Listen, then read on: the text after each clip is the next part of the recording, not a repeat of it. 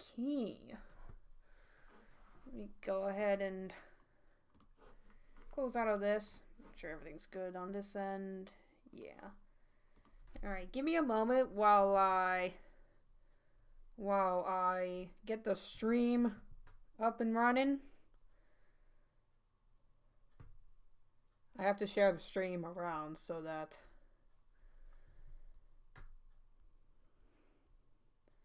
there's the video. Here's the stream. Alright. Let me share this.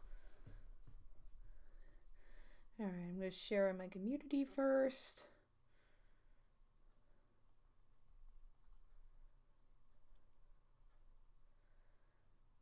Come on, let me paste this.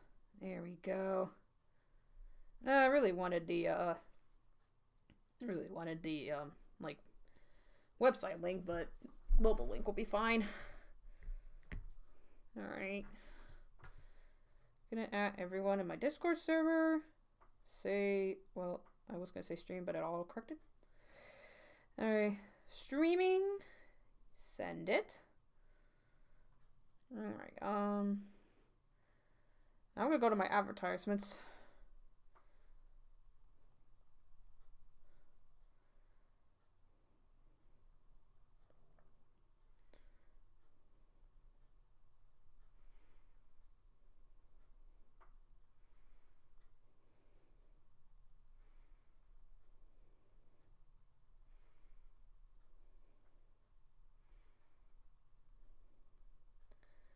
And say hi.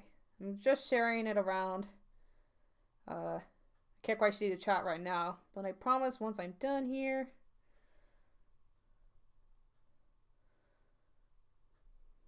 Boop. Alright, there's that. Where else can I advertise this? I'm gonna advertise this here.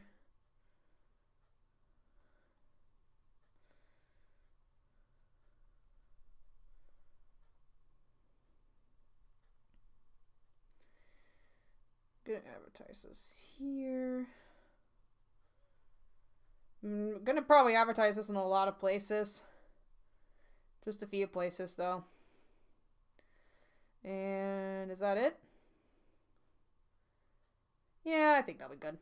I kind of don't want to get too many people. Don't want to have to share it like all over the place. But just places where I feel it's necessary. And now I'm going to go back to the chat.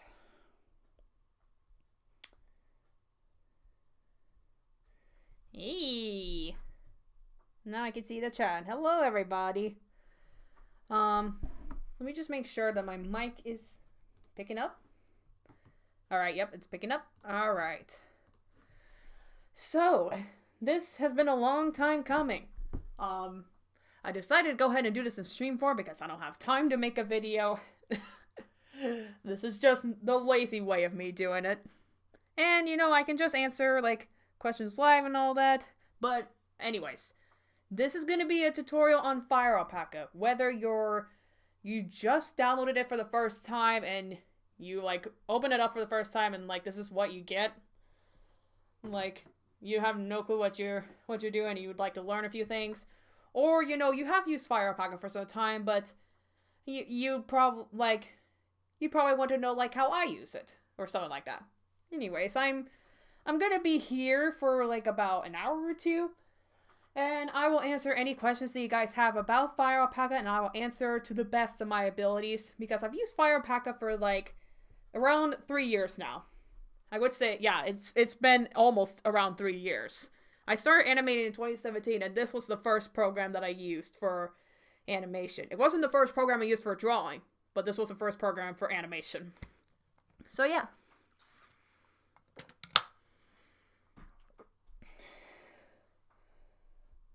But yeah. Is there a way how I can animate on FireAlpaca? We'll get into that. I'll definitely show you how I animate and such. I mean, people have their own ways of animating on FireAlpaca, but I'll show you how I do it, and then, like, just to, like, give tips and such. But yeah. So So I think the first thing we should probably go over, and I'm going to be like adding like timestamps. When I get this stream done, I'll add like timestamps of like different sections. But so what we're gonna probably start with is like the basics. So say this was your first time like opening the program, and sorry, I lost my train of thought. Anyways, so this is like your first program. Like this is the first time you're opening the program, and we're just gonna kind of go through like the main important things to me. So let's start with over here. This obviously is the color wheel. You have a little wheel. You can adjust to what color you want. There's like red, then orange, and yellow, green. Just the rainbow on here. And then you have this little thing which can take the color from grayscale to like a full color. And you'll see as I move it, it changes the RGB value right here. These numbers are pretty important. Well, I guess you don't really have to like memorize exactly like what the numbers are or anything, but like it kind of like they're like there to distinguish different colors, basically. That's what I can really say. And then down here, you've got some, I'll actually put this up here. You got some brushes here. You got a variety of some, like you got pens, you got pencils. You even have an eraser option, but you could just like click eraser right here and it'll come up like that. But you have different options like airbrush, watercolor, thorns, which I use a lot. We'll get into that. And then there's blurring, there's smudge, and then there's leaf 2, which I also use, and then there's particle, which I also use. Those are just the main ones that I use. Everything else you could kind of just experiment on, but the main ones I use are like a pen, the fade in and fade out one, a pencil, airbrush I don't really use for a different reason. I'll get into that. But I use pen, pencil, I sometimes use watercolor, but I do use Thorn a lot. I use the tool Thorn a lot. And then I use blurring and smudge. Blurring not a lot, but smudge definitely a lot. And then this leaf 2 that I use that a lot. And this particle brush. And yeah, that's pretty much all the brushes that I use. Everything else you could just experiment. So let's get back to pencil. Alright, so I'll probably talk about this section right here whenever we actually open a program, but for now, I'll just go ahead and tell you about these two important things right here. So, I guess I could just show this when I open up the layer, but this, yeah, I'm just gonna show these two when we open up the layer. So, if you're using this for the first time and don't know how to get, like, you're like unable to draw or anything like that on the screen, all you have to do is just go over here to File. I'm sorry about that. And then you hit New, and then you'll come up to this screen. Now, don't worry about... Okay, so I actually just like recently got the new version, I think. I don't remember, but this is kind of new for me. But I would just use the standard option. And really, the only things you have to worry about are the width and height right here.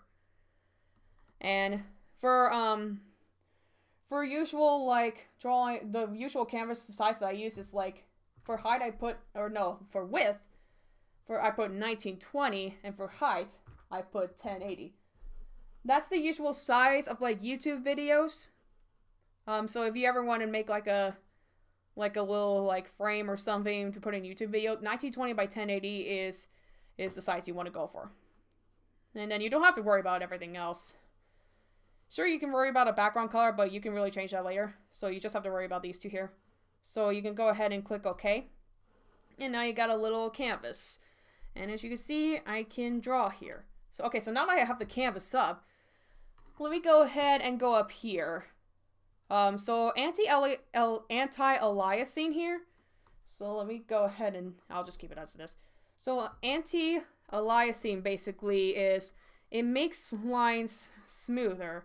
Whereas if you were to check this off, it would make it more pixely and sharp. So if we scroll in a bit, you can see that there's like little like pixels here that like make it fade out into transparent, while this one doesn't have pixels, it just has the regular color. And then let me go and grab this. And then the stabilizer, So right now my default setting is 30. Basically it'll like smoothens out the way you draw line art. If you were set this to 0, then you can see it like goes like quicker. So, okay, so here, I'll give an example. Say you were to make something quick like this. Let me try to get it. It'll basically look kind of choppy, you know, but if I put it to 30, see how it like makes it like a bit smoother? And I just realized I have anti-aliasing on.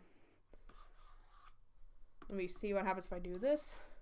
Yeah, see that shows the difference. You can see how this one's more like it like made it more sharp, while this one made it more like an angle, basically. All right. And now over here on your right, this little box right here with the little sliders, this is a navigator. If you have a little hand icon here when you hover over it, and if you click on that, you get to basically move around your canvas. And then these magnifying glasses, this one you can just zoom in, and this one you zoom out, and then this one just resets the view so that it fits the screen size.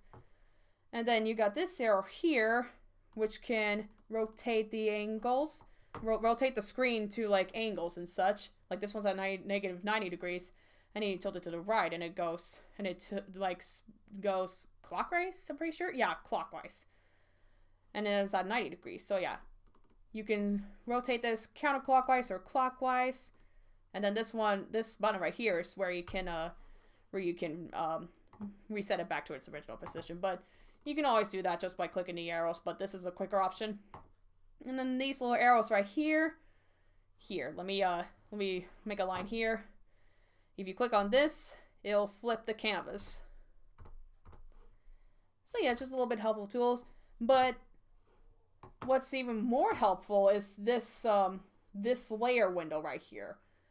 This window is going to be very important when it comes to drawing, because you have a little thing called layers.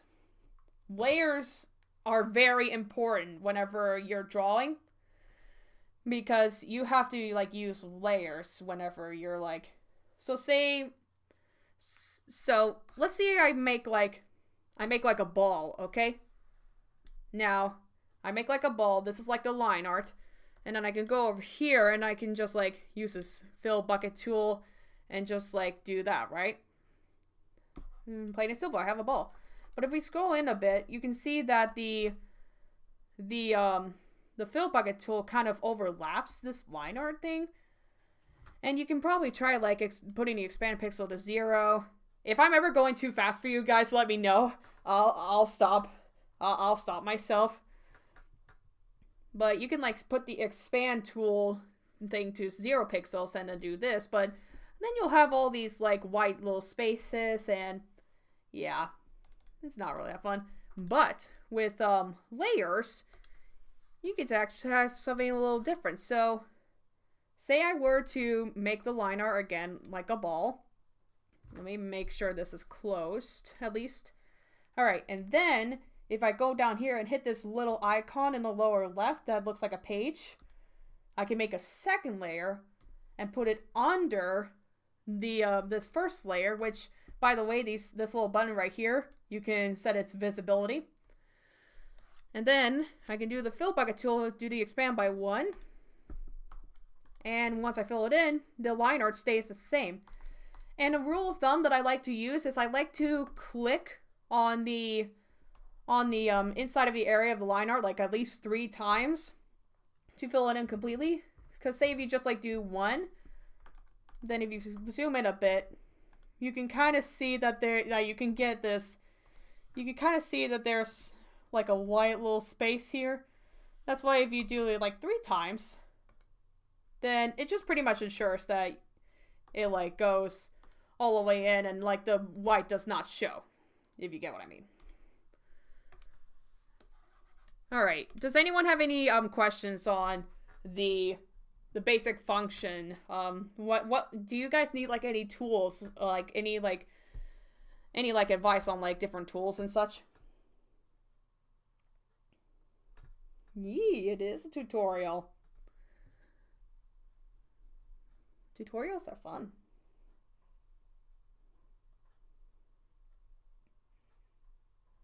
This is my only entertainment because I have to quarantine because I tested positive for COVID. Oof. That sucks, Tyler.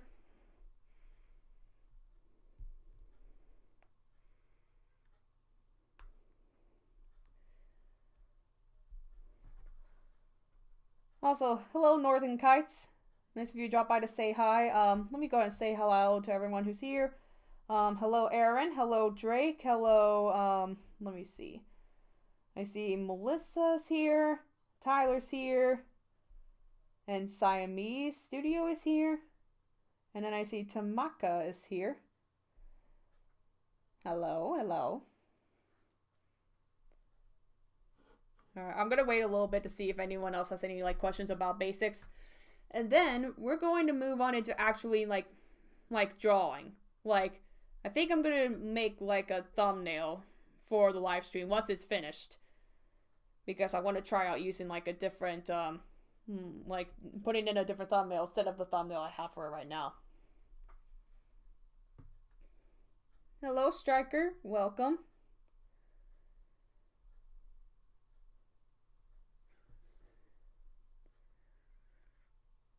But yeah, after the stream is over, you can like comment on the stream of any questions you might have. I'll answer it that way too.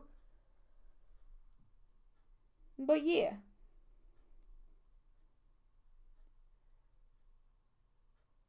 Alright.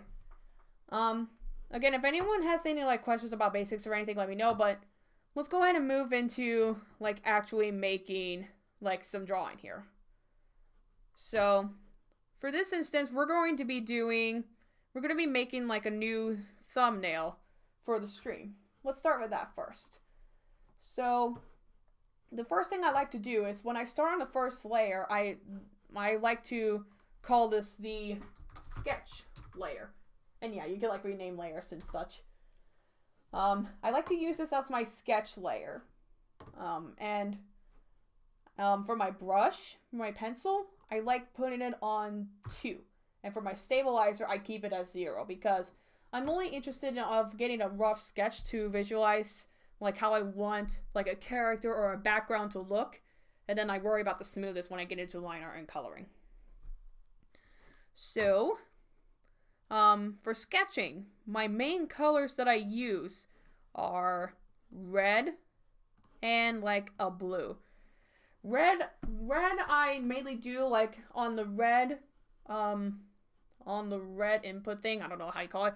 It's supposed to be a 255, and then the green and blue values, they're both 0. But as for the blue, I kind of just like go wherever it goes, at least right here. And I just like use that blue because I'm not really too worried about which blue I use, but for the red, I like it to be like a perfect red. So when I start with sketching, I use a red first. And let's think about what, so for this instance, I'm going to draw my wolf Sona. I'm going to draw my wolf OC, you know, the purple wolf with the headphones. So actually, let me go ahead and get a ref up for, let's go ahead and use this as reference. Because it's close to the actual colors. It's an old style, but you know, it's a thumbnail that I've always used, but it shows all her colors and all that. So we'll just use that. All right.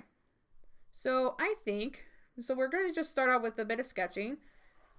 And I think I'm just going to have her be on the left side of the screen.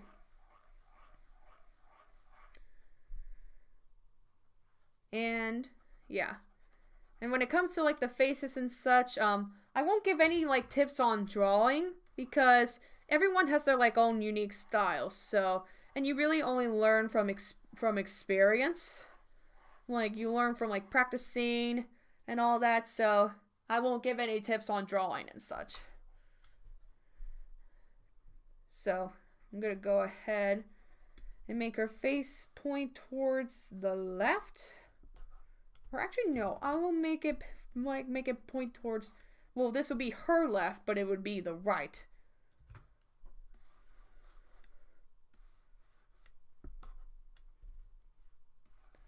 And then we'll draw her... This is like the chest circle. I make like a circle for the like the upper body portion. And then, yeah, basically it's just like sketching. It's just sketching.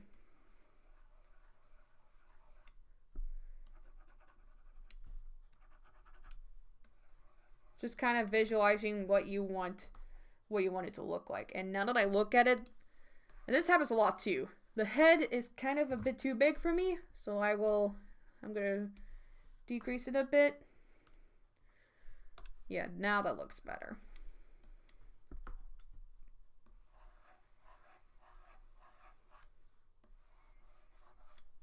Alright, now I'll add her ears. Alright, I had to make sure that my live stream was actually like, in real time instead of like being delayed or anything like that.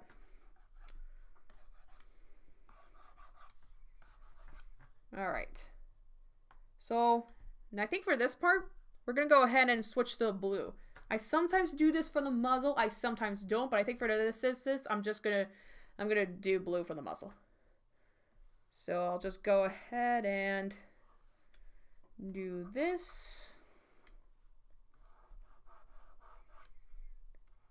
Again, just visualizing.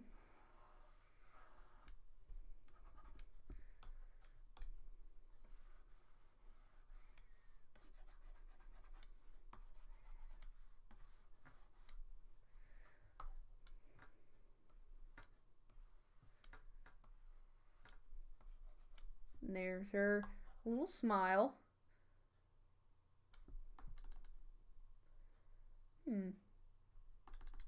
Maybe I could I think I could stretch the muzzle out just a little bit more. Maybe, I'm not for sure though.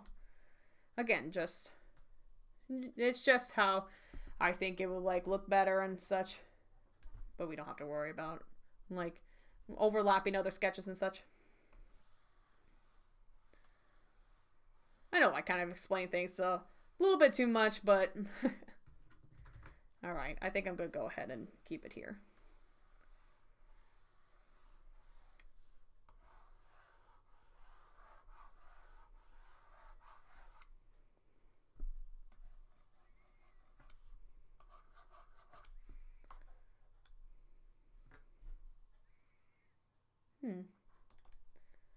Alright, I'm going to decide on the pupils here in a bit, but let me go ahead and get her cheek fur first.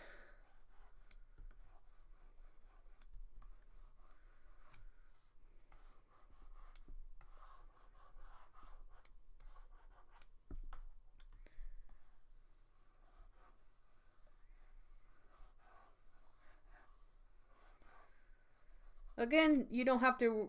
I know I explained this a lot already, so this will be my last time saying this. But I guess this will be my first time saying this, but when it comes to sketching, you don't have to worry about sticking to proportions, because you can always sketch over it. And then when you come to lining, you'll know what to draw based on proportions. Alright, and then we'll get the chest fur. And let's see, do I want to add a little thing here? You know what, I think I'll add that. I sometimes add it in, I sometimes don't.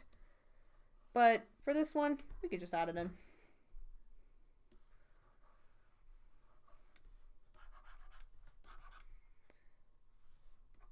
Alright, I think that'll do it for the sketching part.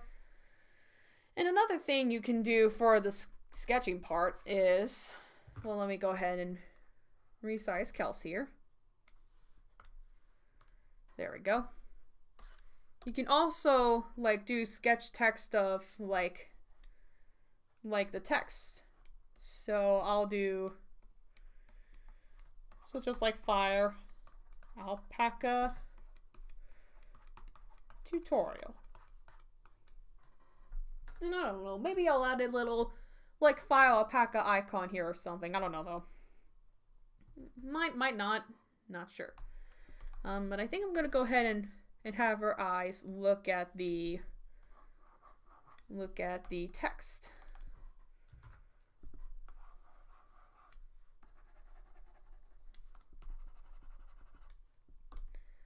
All right, that's good for our sketch.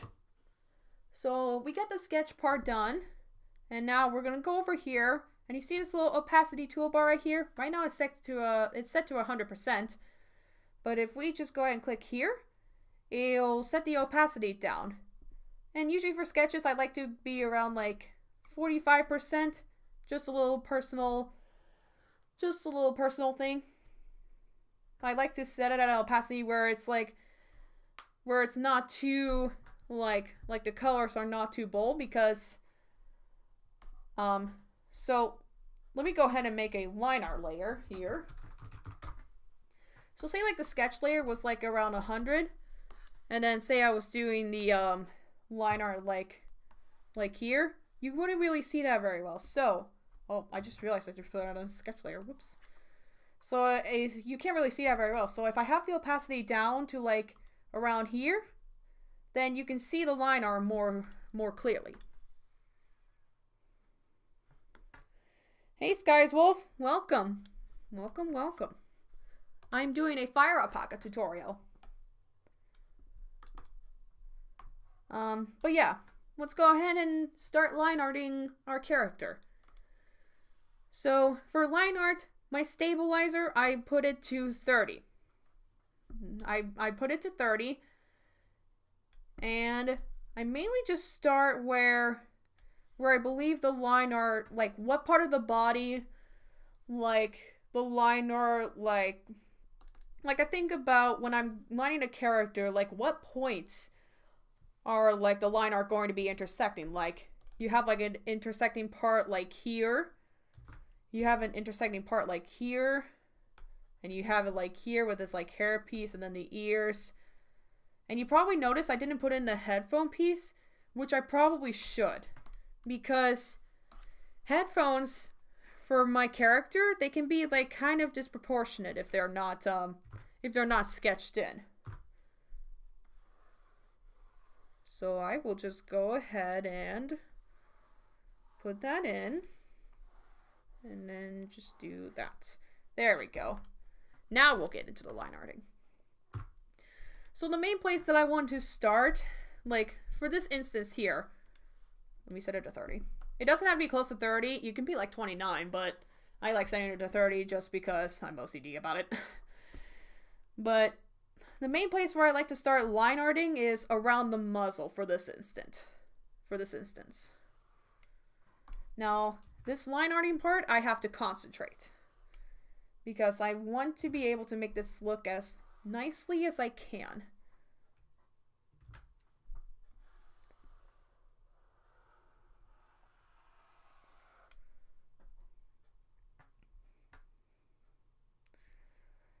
Also, hello Nathan.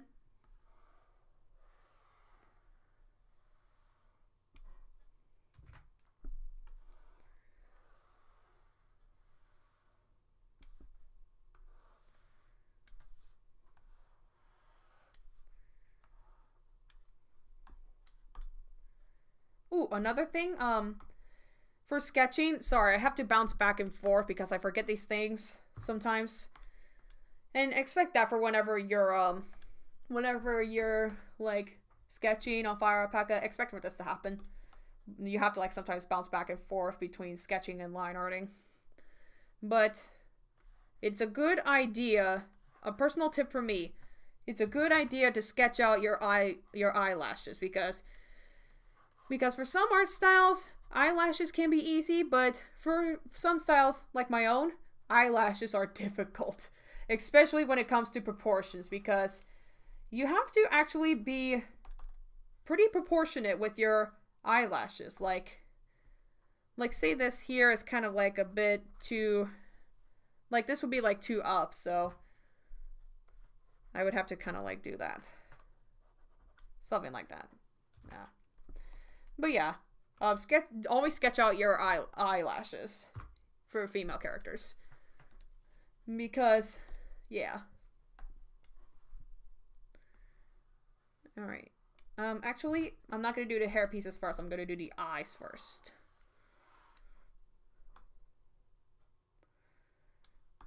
Hello, Alpha. Welcome. Yeah, let me know if you guys have any, questions while I'm doing this. Any questions at all? Right now I'm just doing the drawing aspect of FireAlpaca. I'll get into the animation bit, after this.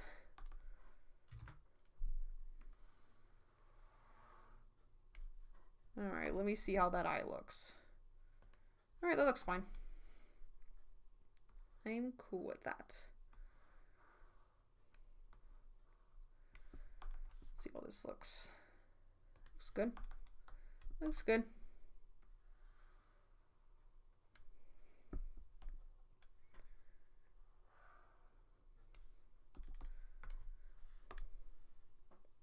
Yeah, I don't like how that pupil looks, so I'm gonna fix that. See how that looks. Alright. I'm actually gonna do this. I'm gonna turn the sketch off and just see. I'm gonna try a little experiment. Okay, hold on.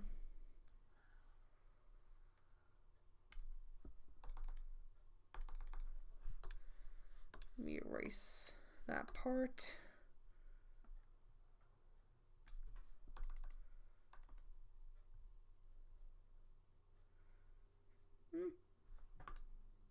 I think that'll be fine. Alright, before we go on to moving into, like, I'm gonna do this hairpiece next, but I want to go ahead and do this first. If your character has, like, hairpieces or anything like that, and you just added the eyes, whether they have eyelashes or not, it's a good idea to do this first. You'll want to fill in the pupils and the eyelashes first. Because see, as I'm filling in, like, the eyelashes, and this can happen for the pupils too, there are these white spaces that the fill bucket tool did not fill in. So you have to use your pencil to go over that. It's a good idea to do that because, say like I put in like a hairpiece like this. If I were to put in the fill bucket tool, it would like only fill in this part and not that part. And I want to be more thorough when it comes to filling in shapes and such. So it's a good idea to fill in your like eye shapes first before you move on to putting like hair pieces and such. Alright, next we're gonna do this little hair piece.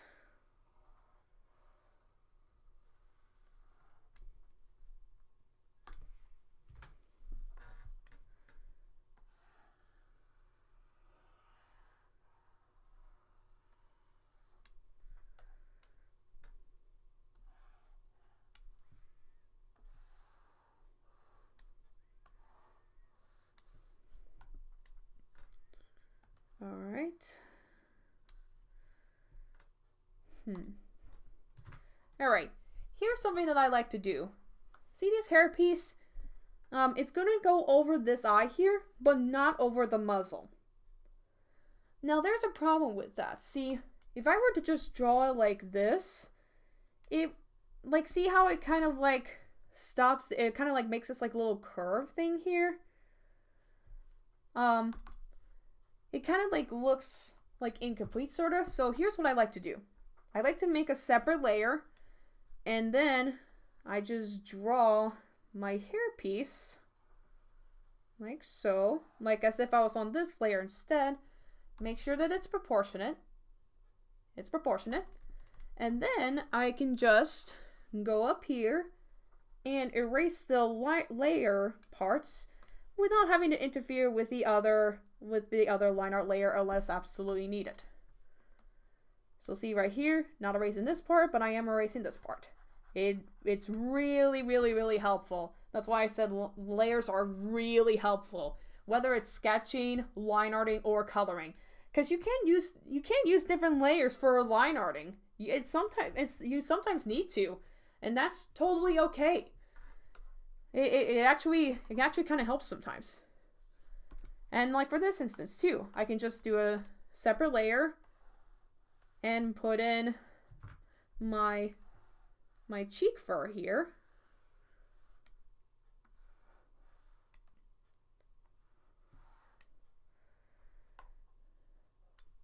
And yeah, I kind of like overlapped here, but that's okay. And I can also do it to this side.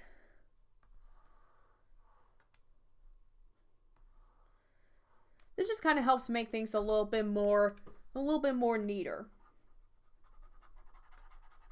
Like in terms of like line art and smoothness.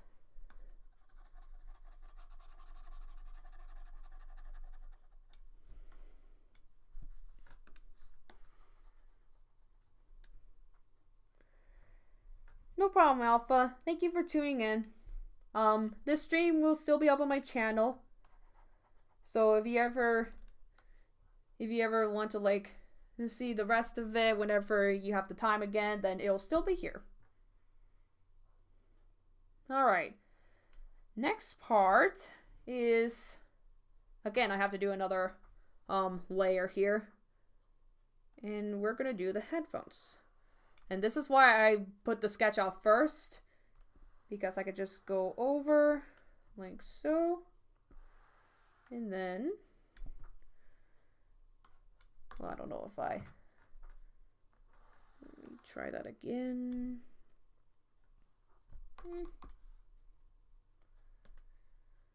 Okay, that looks good.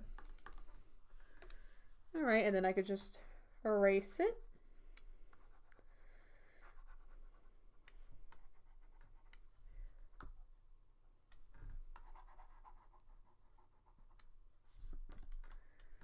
Gotta make sure that the line art, like any like line art, I gotta make sure which needs to be erased and what does not. Okay. Now you're probably thinking I would like merge this and then create another layer for the ears. Well, I don't really have to do that because I could just go down to the line art and then be as close as possible. I can just draw the ears on this layer. Without connecting with this part. Don't if you're doing line art on like the same layer to like erase it, don't like connect it, because like if you connect it like this and you try to like erase it, it's like, yeah, it's kind of hard. So instead, just be as close to it as you can, and erasing will be easy peasy.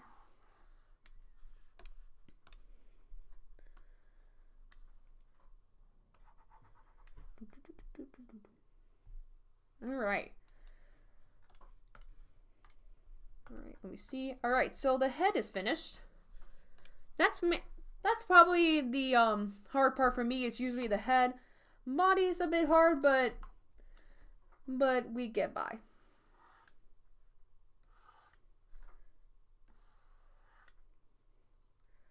Let me see. Do I like that? I kind of like that. And sometimes you can, sometimes you don't really have to follow the sketch strictly. You kind of just like line it how you feel it like conforms. And then if it looks good, then keep it. You don't have to stay strict to the sketch.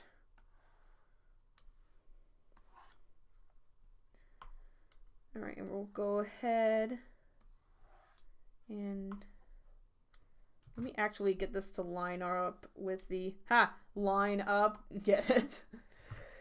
Oh my gosh, I just now got that. All right. Then I'm going to do this. Now, sometimes I don't draw the lower legs, but I should. I'm actually going to do that for this instance.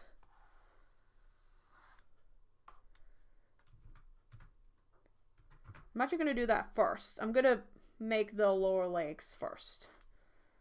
Like mainly, so like I'm mainly just going to do like a little circle here maybe. I don't know.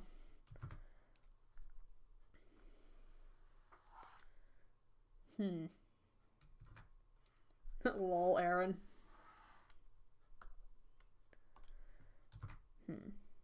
Hold on a second. Alright, maybe like this? No.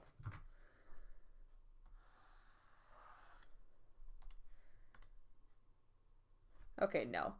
You know what? I'm not going to add the lower leg. I'm just going to leave it like this. Alright, so the line art layer is done. We're done with the line art layer. So next up, we're going to make a layer in between the line art and sketch layer. And we're going to name this the color layer. Now when it comes to coloring, the first color you want to fill in is the base color.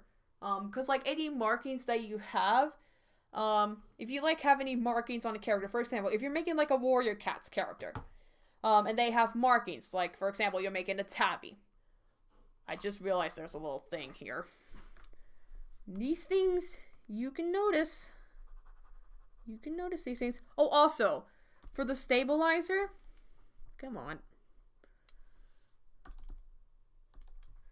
Yeah, see, this, you have to always check your line art because it can be kind of tricky. Alright, I think that'll be good. So for my, each brush has a little stabilizer tool thing itself. If you don't want to use the global settings up here, you can set it to a different one.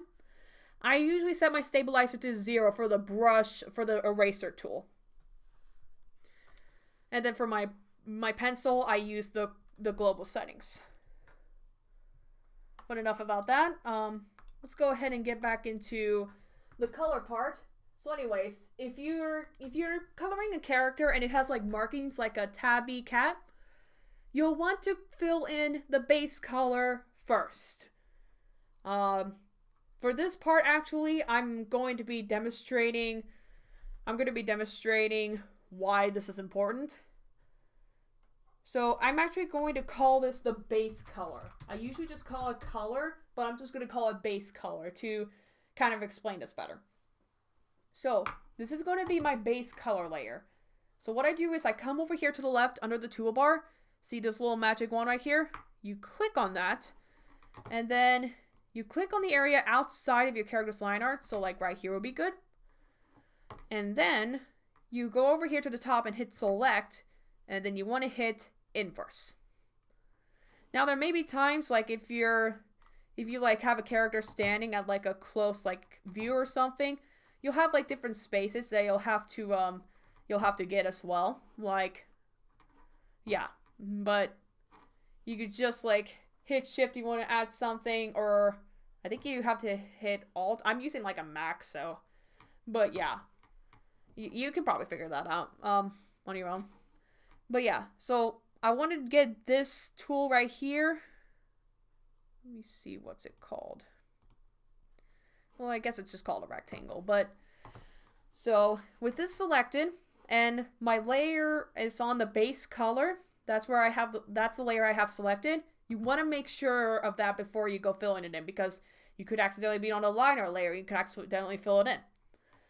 So make sure you're on a base color and make sure that the outer area is selected. And then just drag your square and then fill in the line art. Now you probably think you're done here, but you want to go to the fill bucket tool, and then you see this little rectangle right here. You'll want to hit that. Let me go ahead and zoom in a bit. Do you see the little purple coming out right there? Yeah, we don't like that. So mainly for me, with this transparency button, with the transparency square added and my fill bucket tool on, I just click this, like this outside space here, like 4 times. It gets rid of that. But this sometimes doesn't do it for all of it, so here's what I do. I go and look through any corners and such, because you can like see it right here. Any like little corners that the fill bucket tool might not have gotten, I take my eraser and just erase those away. And I'll even find like different line art, I'll even find different line art that doesn't look right, and I'll fix those too along the way. Again, you can like shift in between like different layers and such.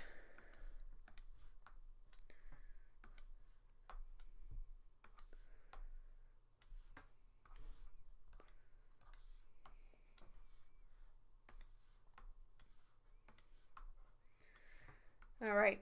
I think that's it. All right. All right. So if you're using FireAlpaca for the first, also, when you're on the color tool, actually I'll get into that, but you'll probably be thinking like, all right, so we'll go ahead and just like, we'll like get the nose and then we'll start like, don't color, okay? You'll be thinking of like adding the rest of the colors here. There's a different strategy to that. This is our base color, okay? What I want you'll probably be tempted to just like color in like the different colors and such on the same layer. You can do that, but there's a better and efficient way to do this, and it will be a lot better. It actually saves time on coloring, really, because if you were to color on the same like base color, you have to like also worry about like not overlapping the, see this right here, not overlapping and such, like overlapping the line art or like going outside of the line art. So what you should do instead is go over here, make another layer, and then go up here and hit this little tick box here that says clipping. Now I'm going to rename this and call it, I'm just going to call it markings. All right. So with that added, now we're going to add our other colors. And you don't necessarily have to make different colors. Like, you don't have to, oh, before I color, I almost forgot about this. Set your stabilizer to 0. It's okay if it like gets choppy because you're just filling in like near the line art. So don't worry about that. You don't have to worry about that. It saves time on coloring. And when it comes to like coloring markings, you want to be as precise as you can. Like if you're like doing the outline of like markings and such, like let me fill in the nose real quick. Okay, so say like my character has like a little white stripe. She has like a little white stripe here. See how that kind of like looks choppy? You can set the stabilizer to 3 if you, or 30 if you want to. And then do the outline of it there. And then you can go back to 0 and fill it in however you please. I know I went outside it, but I'm just demonstrating here. You can do that. You can do that. But when it comes to just like regular coloring where you have to keep inside the line art, then it's better to set the stabilizer to 0. It is better that way. Alright, so sometimes for like eyes here, if I feel like it, I'll just like take a fill bucket tool. I'm more like using the pencil to fill in my colors. If they don't have like any line art like protruding through it, like the nose here has this like line art here, so I just prefer to use pencil instead. But you can also use the fill bucket tool if needed. And then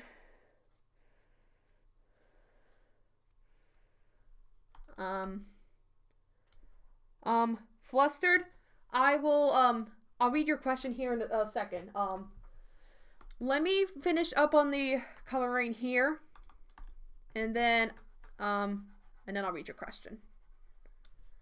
But that is a good question.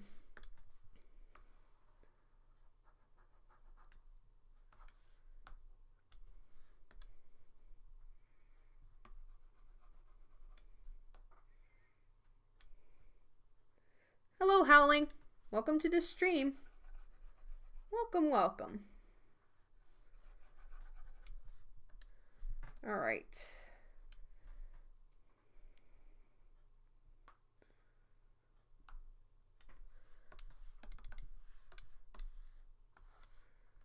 Yeah, let me just now, and I can just go over it because I'll be doing the I'll be coloring over it afterwards anyway, so.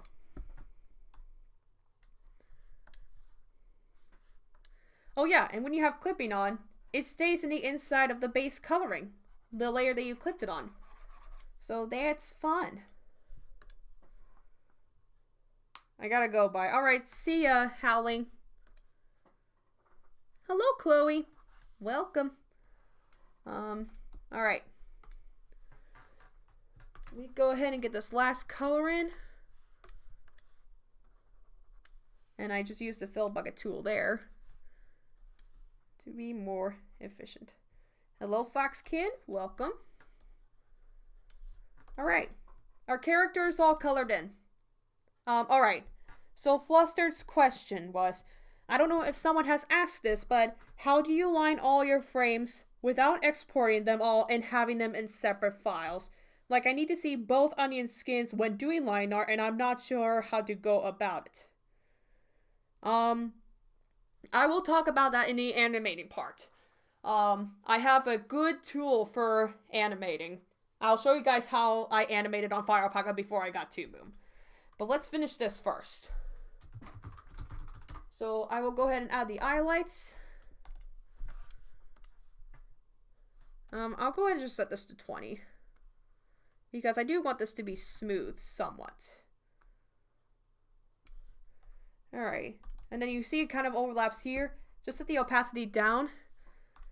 And then trace this along here. Nobody will know the difference. Well, maybe a little, but you can always just go about it like this. Alright, there we go. Alright, so our character is all colored and everything. And what I like to do, if you're like saving this as a project, which I encourage it, you can set a folder, you can make a folder, and you can set it to your character's name, like say, I'll call it Kels. Then you can hold shift, you select this layer with the mouse, then hit shift and hit the base color, you select all these, and you put them into the folder. Now you have a folder of everything you did.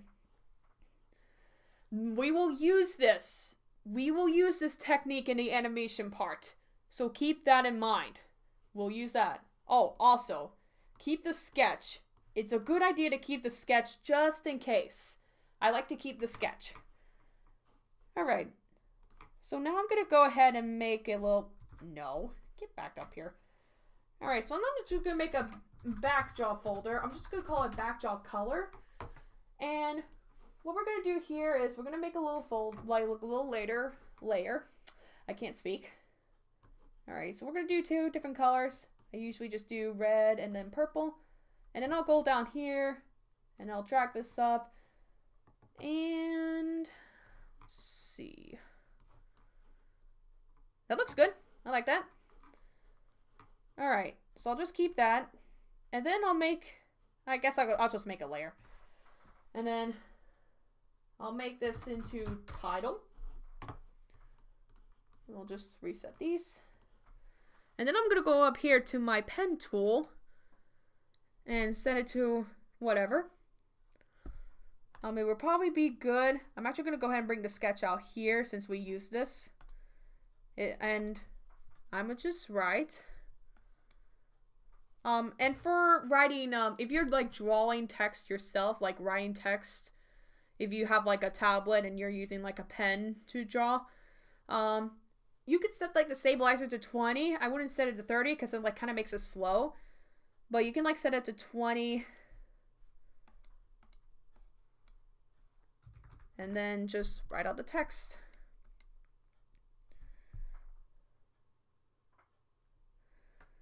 How do you turn down the opacity of one specific thing inside the layer?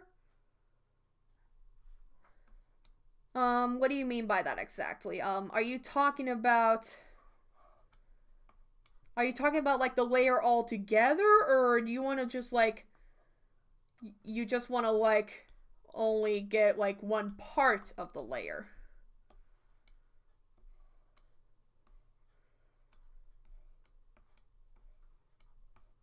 Because if you just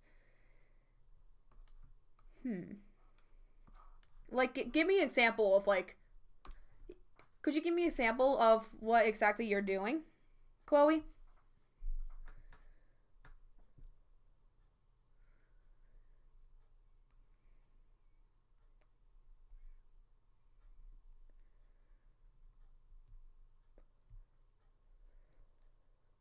Only one part. Alright, I'll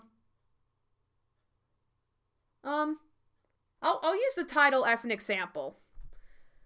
So say you just want to So say I wanted to take this part of the text here and I wanted it to be transparent. I can't do it on the same layer because if you change the opacity, it'll still change the rest of it. So what I would do, like with the text here, I would just select it, the highlights in the eye. The highlights in the eye. Well, I'll just like give you an example here, and so it'll just be something simple here because I'm not exactly sure like what you're drawing here, so maybe this could be like a good example of what I mean without getting too complicated. So say I wanted to take like this part that I have selected here and make it like an opacity make it a bit like an opacity lower than the original text. I could just like select it, then hit Control C, and then I'll hit Control V. Now I'll go to my title, and all I just have to do is click Control X, and then I'll get rid of that. And then you'll see that when I click here, I now just have that. I now just have this here. You'll want to, I would suggest making it like a separate, like a separate layer maybe. But because then you can like go into it and you can just like change it there. So you can like set the opacity down however you want it and it'll just change that.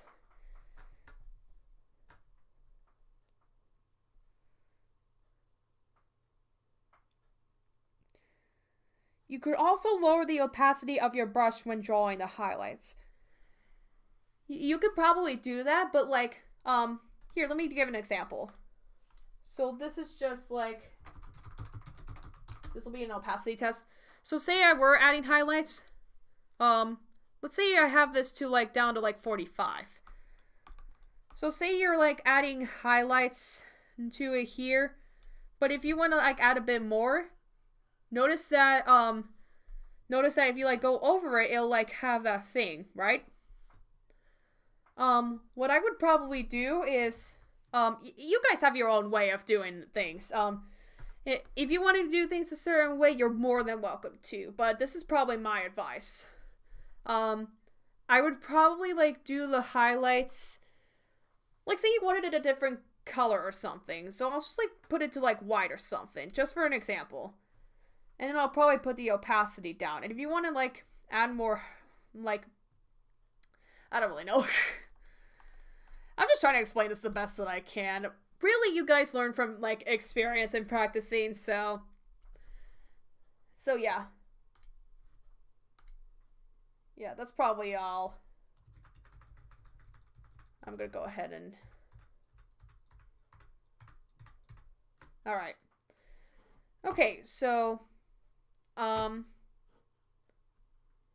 let's go ahead and... Let's close this out. And we're gonna go ahead and move on to the... Well, first of all, I'm gonna go ahead and export this. I don't know if you guys will be able to see this. Yeah, you guys will be able to see this. But for export settings, you'll get like a file format thing. I don't know if it'll like show up, but you'll get a file format thing.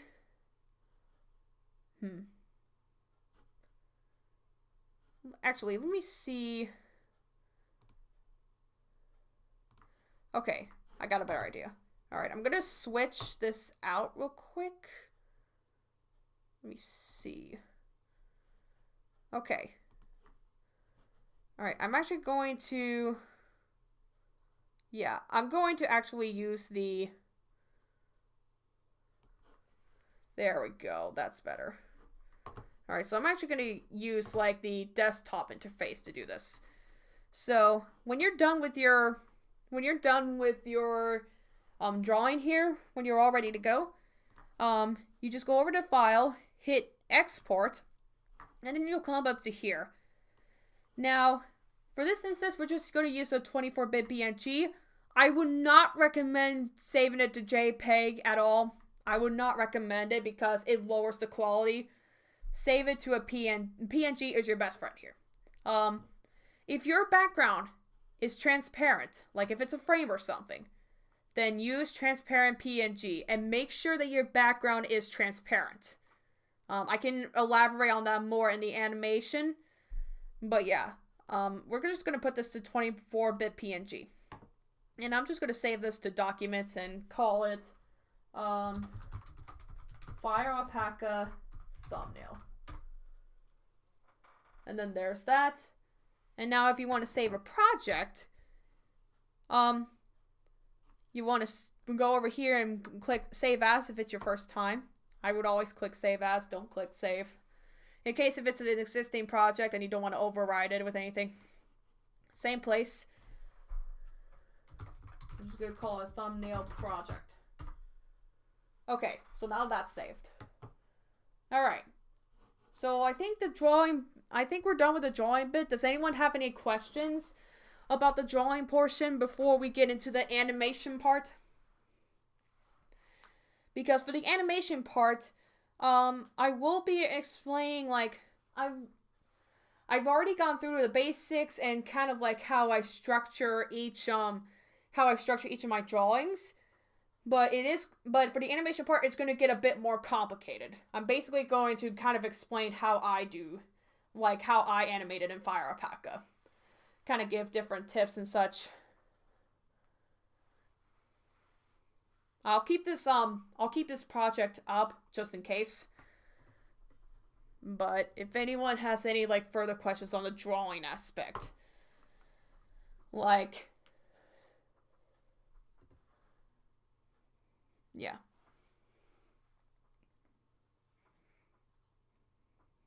I'm gonna take a sip of water while I'm here.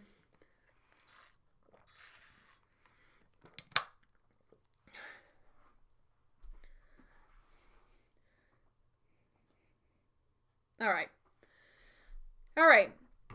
So, I'm gonna keep this up for now, but actually, I might go ahead and close it, actually.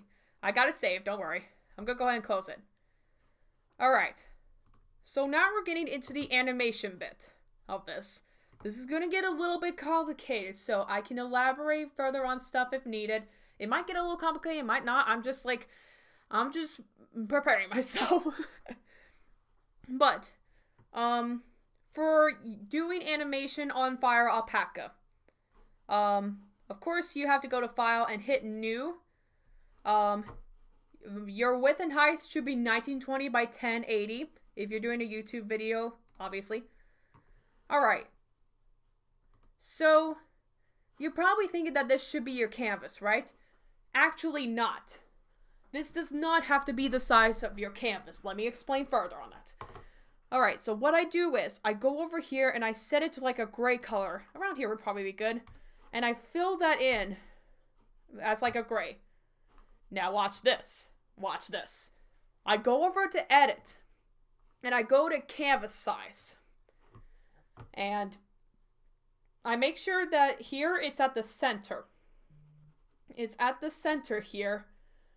I just got a DM on Discord. I'll look at it later, but you make sure it's at the center here, and you change the width to 3000 pixels by 2000 pixels. Then you click OK. And now you got this little bit of space here, and you still have your little gray space here. What you do now is, you select a layer, bring it down here, and then make it a slightly different color here. Fill that in. And then there's your canvas. That's the canvas that I use when using FireAlpaca. And then I set it to a canvas thing, put it in there, and then just lock it so it doesn't change. Alright. So, this is what I use as my canvas. I strongly recommend you guys do this if you're going to do animation. Because the main thing is,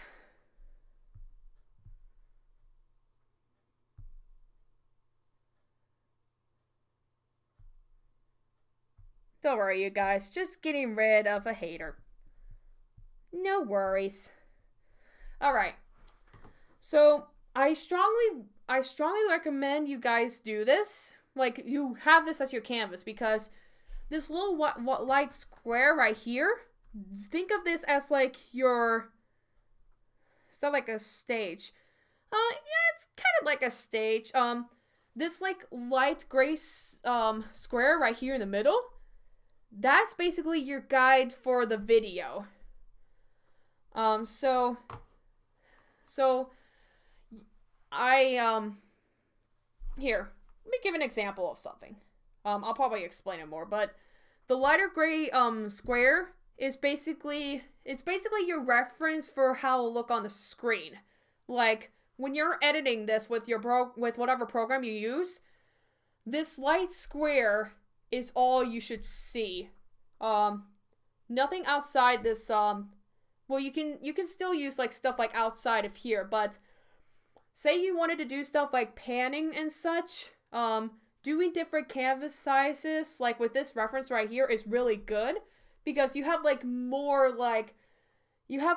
room in your picture, and then you can basically like have it just showing where this lighter gray box is, and you're able to like move it around and pan it, whatever you want to do with it, and yeah.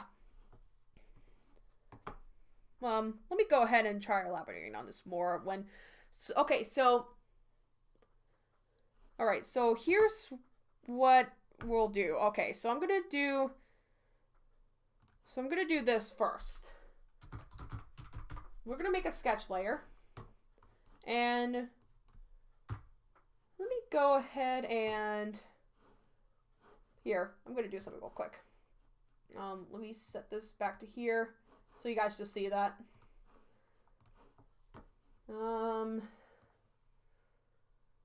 Let me see. What character should I use? Oh, I know who I'm going to use.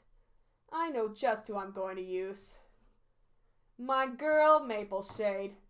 You know I had to use her. Alright. Alright, there we go. Okay. So I'm going to use my design for Maple Shade here.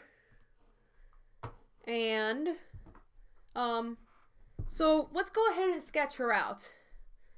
The cool thing about having this is that you kind of plan for how you want the character to look, while also being able to basically keep proportions and such. Because if you just have it here, you're kind of like constricted to just like doing this or something, right? But if you can like keep it as a circle here while hiding like the rest of the part, then it actually makes things look neater. Basically.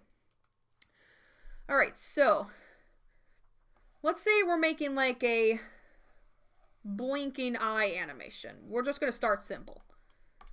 We're going to sketch out the body first.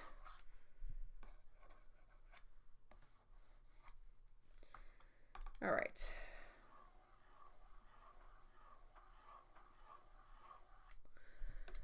Alright, and I'm probably also going to add like head movement. Just a little bit of head movement, nothing too complex. Alright, let's see. I haven't drawn Maple Shade in a long time. At least my design anyways.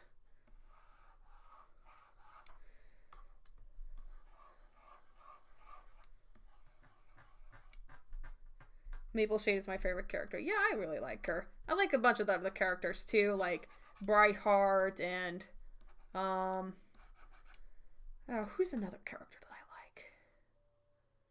like? I probably have to say Maple Shade and Brightheart are probably my favorites. Maple Shade, definitely my favorite. So I'm just drawing out the body like so. I don't need to add a tail. Alright, now let me go ahead and get her ears.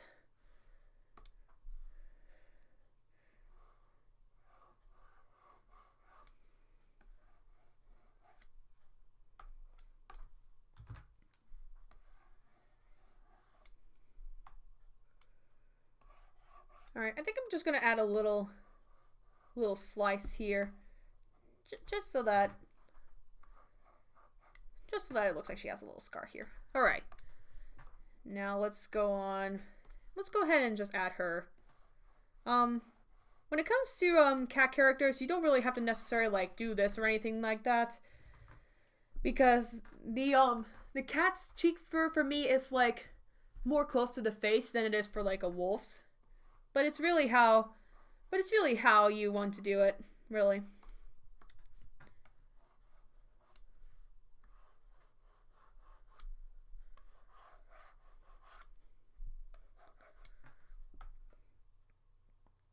All right.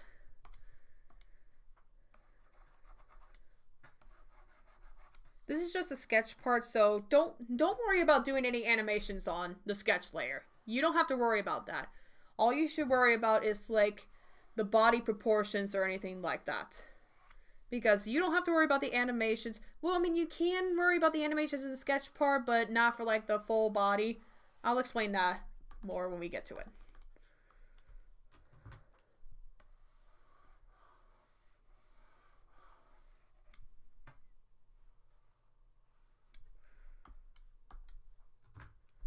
I'm gonna make her have a... There we go.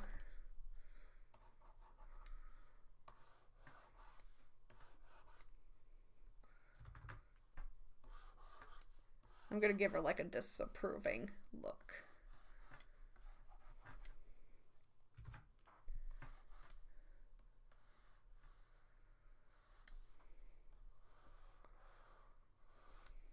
All right.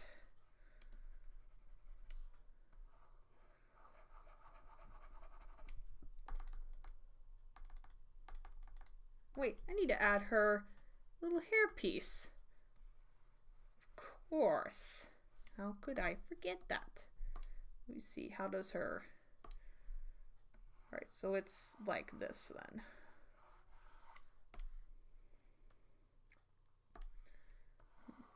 Okay, so it's like here, then here, and then here. There we go.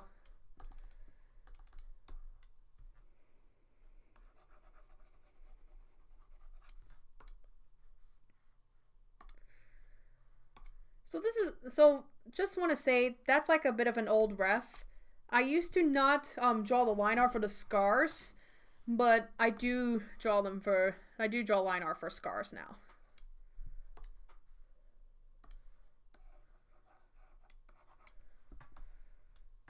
All right, and let's do this here and do this part. All right. So another thing about sketching, if a character has markings, like scars, anything like that, it's a good idea to use like a green color and like go over that. So say she has like a little bit of this here. Yeah, she just has like a little bit of that there. And then she has white here, maybe? Yeah. And then she has a little thing there.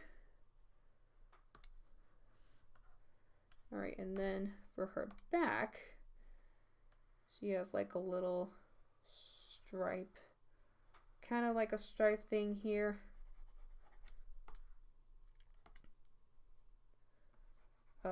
No, I'm gonna do that here. And then she has a little thing here.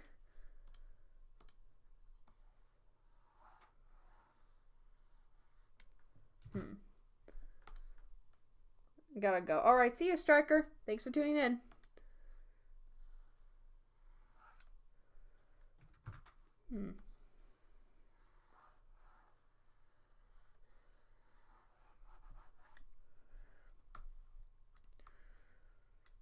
I might actually, I don't know if I'm gonna change that back design or not, but we'll just keep it as it is.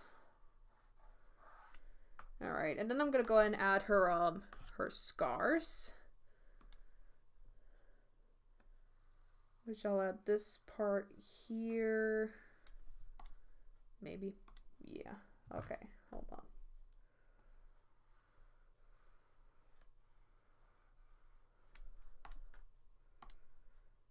Right, and then give her scar here, and then her scar here. And again, it doesn't matter on like overlapping different,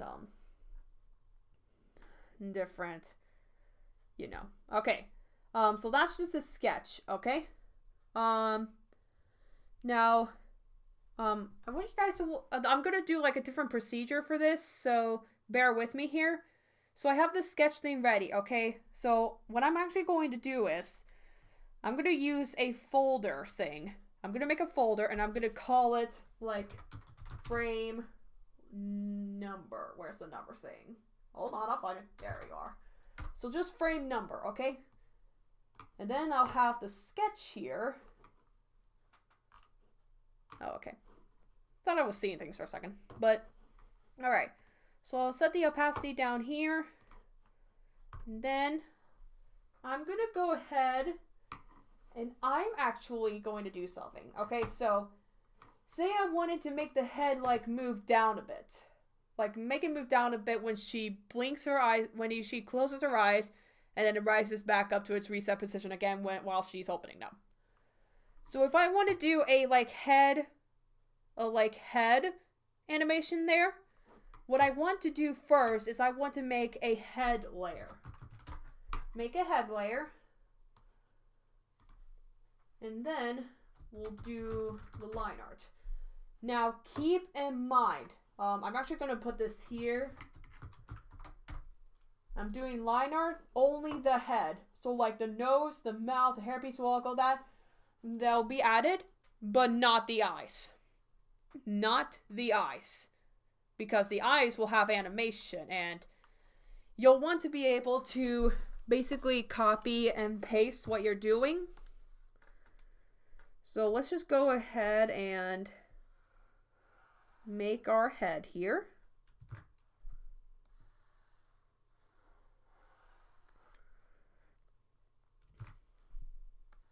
If I can get this.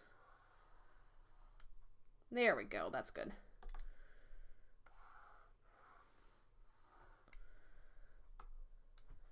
Yeah.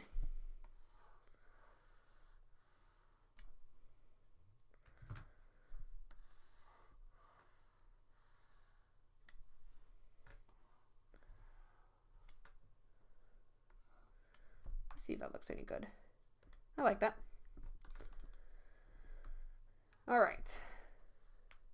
So we're going to go ahead and do the hairpiece first.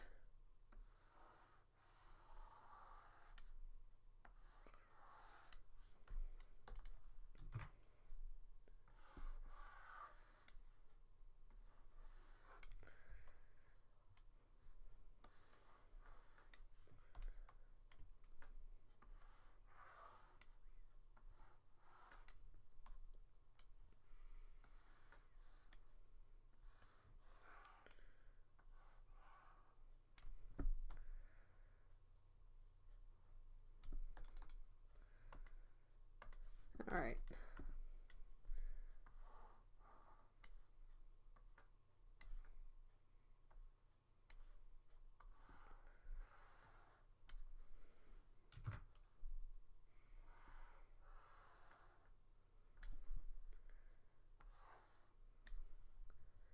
Here's that.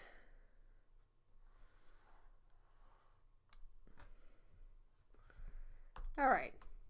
So that's the line art for the head. I'm gonna go ahead and make a layer underneath the head, like in the head line art, or the head folder, I meant to say. And I'm gonna make an eyes folder. And I just realized I may have made an error here. I may have actually made an error here because I'm just realizing. Okay, yeah. Okay, hold on. I can fix this. Alright, yeah. I will just do an eyes layer here. Now you want to make the eyes, how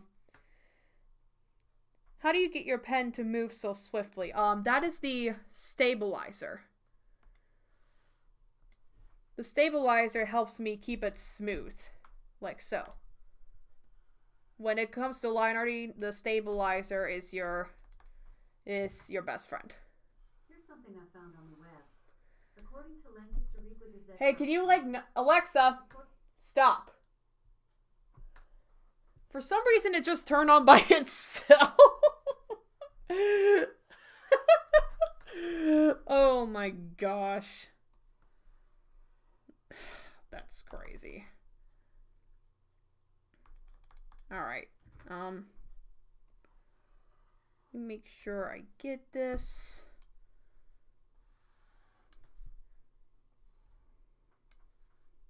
I don't even know what it registered. I didn't hear any of that.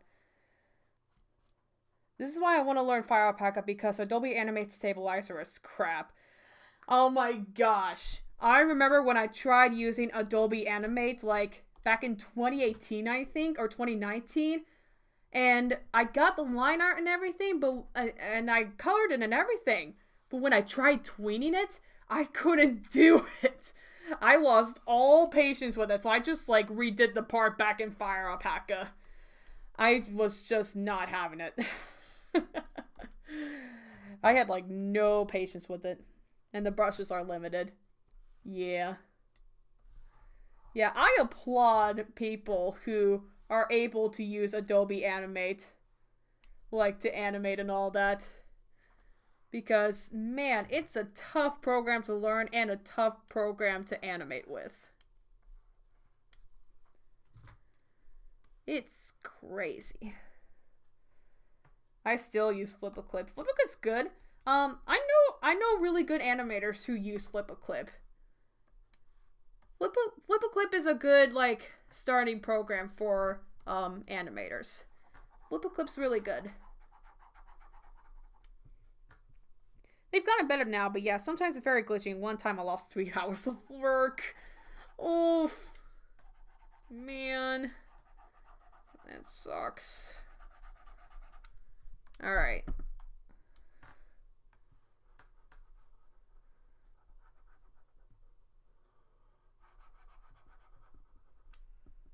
Alright.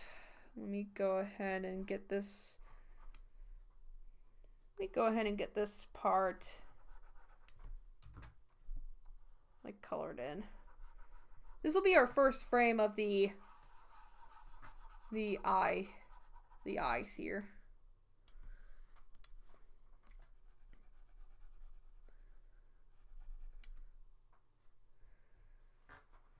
There's no blending tool though. Oh no. Oh no.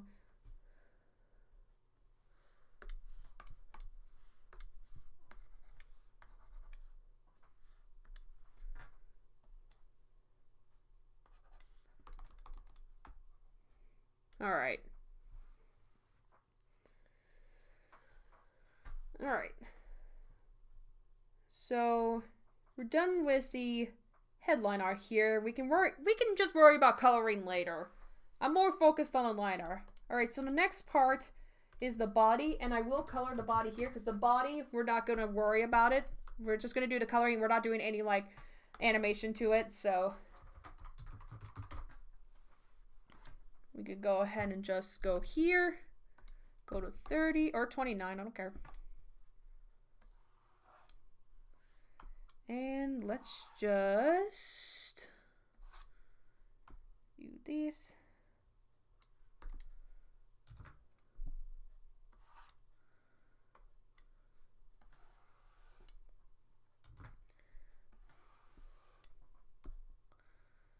All right. So for the body, if you're doing, like, an animation thing, I highly recommend, like, making this little shape here. Or, like, you could just, like, do this. And just, like, make this here and then do that. Because the head will, like, cover that. You can't see it from the coloring, but. And then.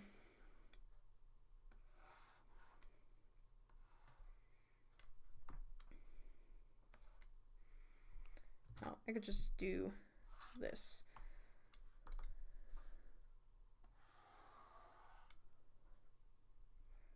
I actually won't add the rest of the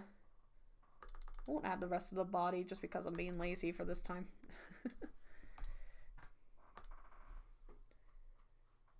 All right. So whenever you're coloring a frame,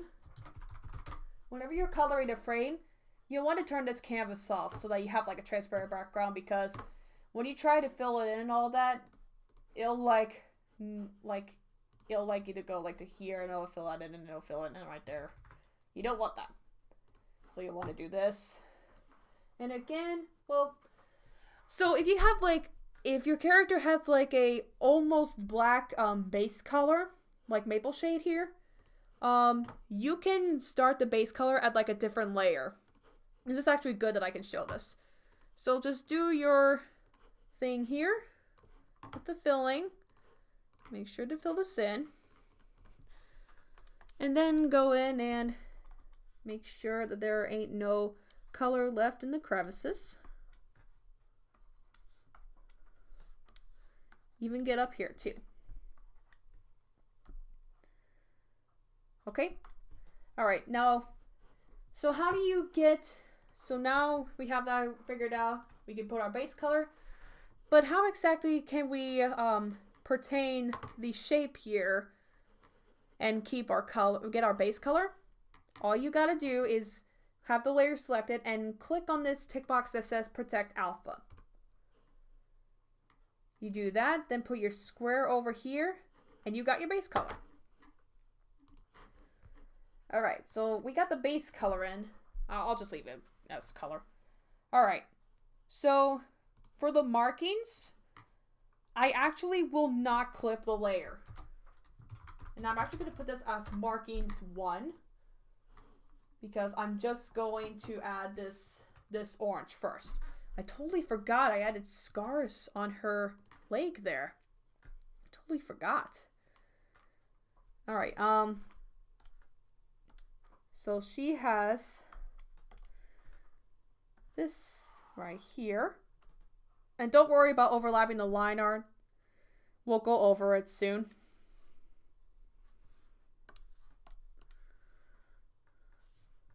Alright. So yeah, I could just go ahead and just do this. Probably be better that way anyways. There we go. There's that. Alright, and then I'm gonna go ahead and also use the orange to get this part right here. I'll change the color here in a second. Hold up. There we go.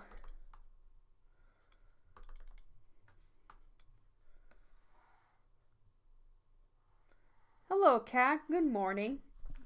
Well, it's actually not here, but good morning to you. Welcome to the stream.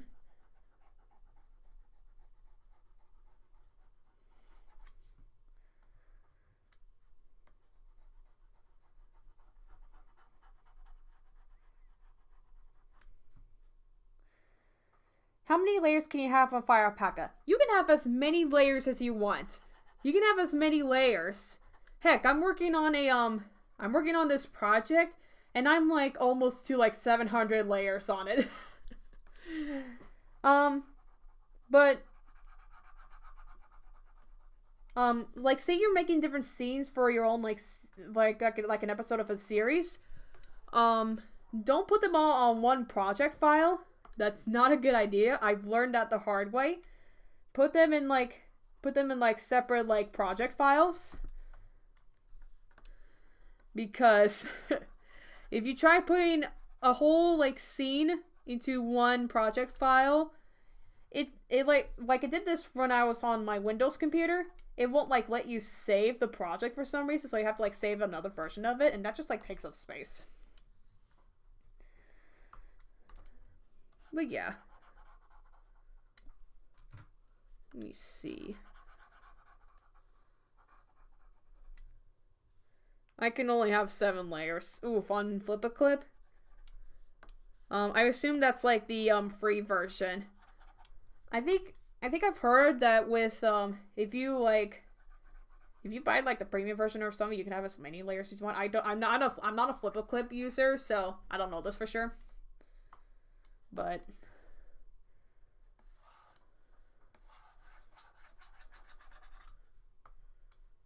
all right.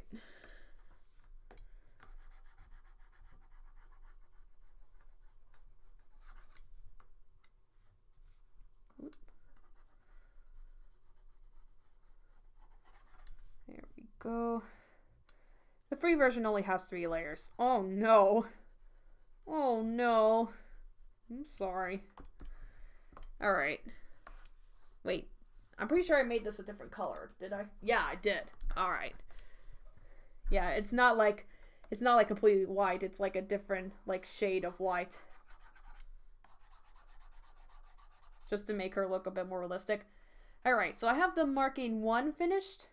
Now that I have that finished, I can just go ahead and clip it. Now I'll make another layer, and I won't clip it this one either. And I'm just gonna call this markings 2. If you have like complex markings, it's a good idea to like look at them based on layers. So say like the base layer here, so say we're focusing on this back here, the base coat would be important first, and then you worry about the white, and then the orange here, and then the red. So yeah, it's good to look at markings as like layers. Think about what's going to overlap over what color. It's a good idea to think that. Alright, so for this one, all we have to do is just do, well, we have to do this part here too. Alright.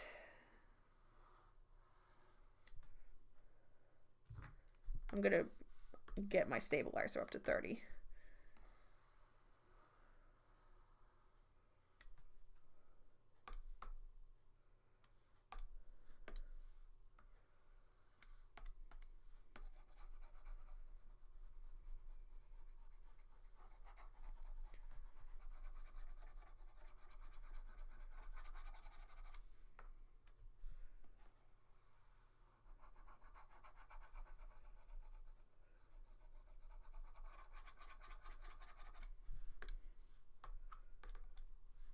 All right.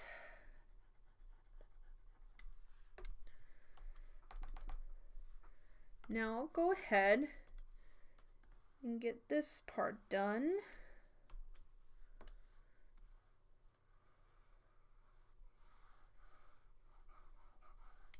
All right, and then we'll clip it to that, make this show, and we have our body layer.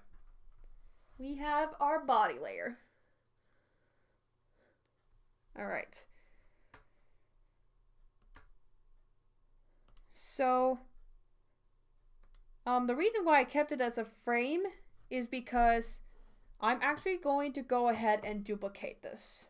And to duplicate it, you just hit this little button right here that shows like 2 pages, one overlapping the other. I will hit that and it will duplicate that frame. So I have my body, my sketch, all that.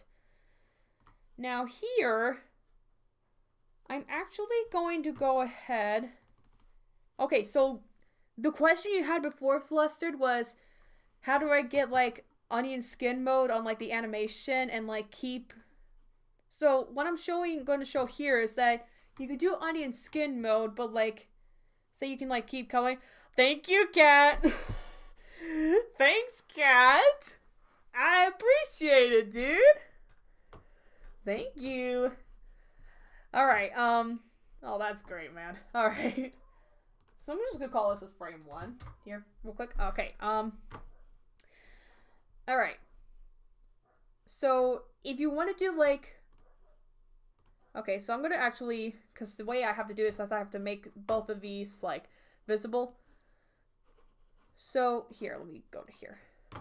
So if I go up here to view and I hit onion skin mode, so say I have like all this color. This is why I like putting all my frames into like all the things that I do into one like folder of a frame, so that I have this like coloring and everything on here. And then when I click on the next frame, it like lets me like see like the previous thing. So like say I want to like change the eyes here. And I can always just like get rid of the body here and then see it. I'll still see my onion skin mode right here. I'll see the previous frame. It's very nice. Alright, I'm gonna set this to 30. Alright.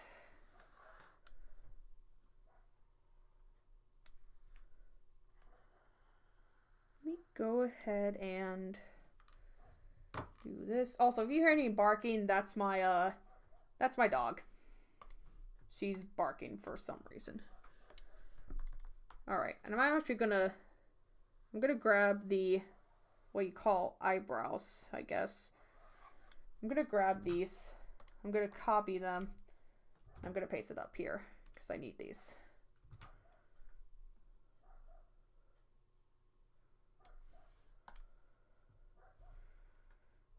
And I'll actually save it as just a separate, I'll just use it as a separate,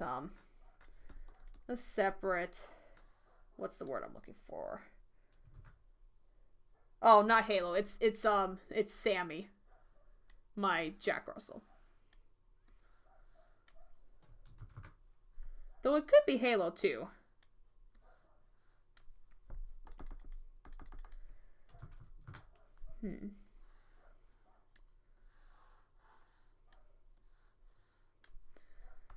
Alright, let's see here.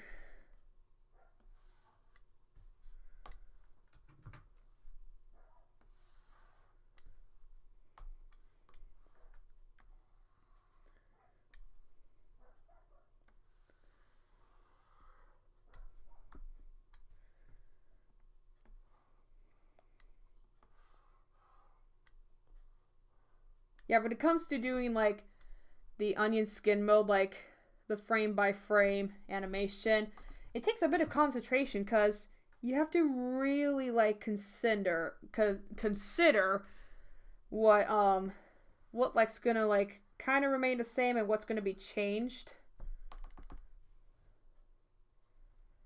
All right, so let me go ahead and, oh, I was doing this on the wrong layer. That's fine. That's fine. I'm cool with that. And I just realized I don't have this thing on here, so I have to kind of make this overlap. And the good thing with onion skin mode is it doesn't like, it only like colors in with the layer. It doesn't like color in with the previous frame, which is good. Because if that happened, that would be a problem. That would be a problem.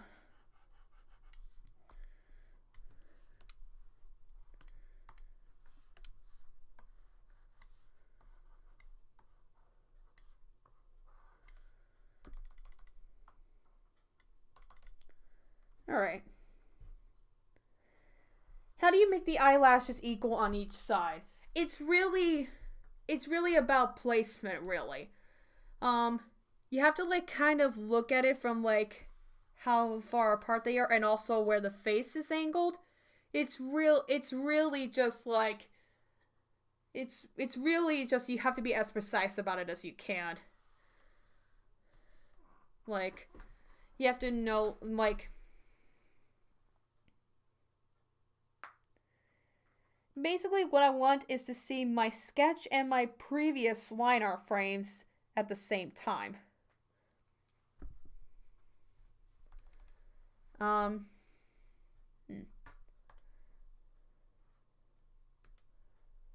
Alright. Alright, so yeah. So yeah, you can see that we got a little animation going here. So what I'm actually going to go ahead and do is I'm going to like duplicate this. And then I'm going to go to the eyes and just like get rid of that. And then just do that. So this will be 4. This will be 3. And this will be 2. Also, I don't think I'm going to color in maple shades. Well, actually, yeah, I will color it in. But I'm not moving her head just yet. Alright. Let's see. So let's make her eyes.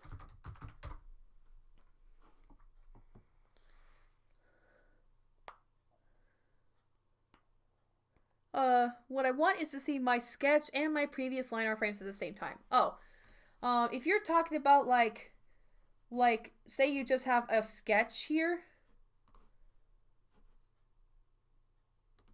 Like if you just have like, hang on, let me make this a little bit more seeable. You can like, I don't know, here. Where are the frames? The frames are, so this folder right here, that's a frame. And then inside it is like another frame. This is like a full frame, like containing like the line art and the coloring and markings for the body. So it's basically like a frame inside a frame, but it also has like the head layer here, so you can like keep you can, yeah. I'm trying to explain things the best I can. All right. Okay.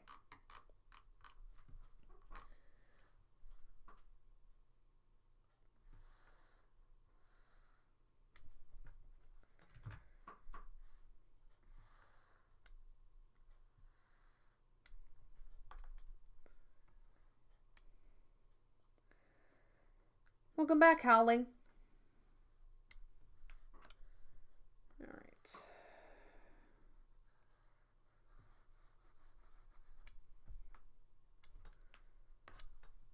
All right. Let me get the eyelashes. All right, and then this part here.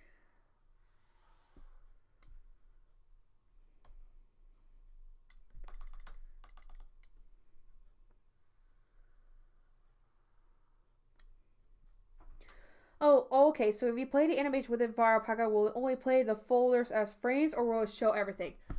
It will show everything, so... Okay, so... Let me go ahead and just do it like this. For the canvas, I want to make sure it always displays the first frame, so that it plays that in the animation. Alright, and then let's hit autoplay. Yeah, see that? Hang on, let me get the body. Let me get the body layers back on. All right, now play it. So as you can see, you'll see everything as its own frame. This is considered a frame. Like, it shows like the autoplay like in like layers. So like consider this a layer. Everything inside of it is like kept within, and it's like shown as like one layer. Even though it's like a folder and it's supposed to be like... What pen do you use? On the program, I'm just using a pencil, but for the pen, it's a pen for the Huion GT191 tablet. It's a tablet pen. But yeah. Yeah, it's really helpful if you're doing like animation. If you're doing animation on FireAlpaca, then it's really helpful to just like do your line art and coloring and sketch in like a folder, and that'll be like shown in autoplay. All right, let me go ahead and... Oh, I totally didn't realize I still had this here.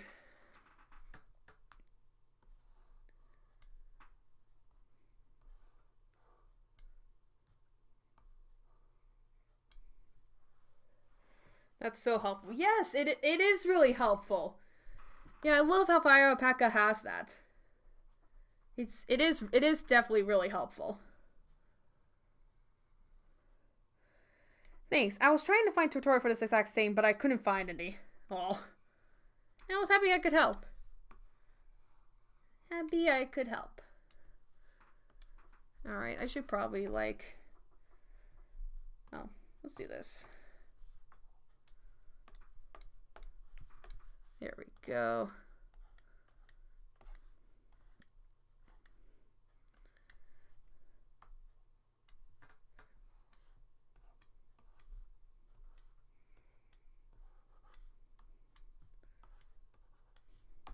All right, there's that. Let me go and find those eyebrows again. Let's go ahead and get rid of that.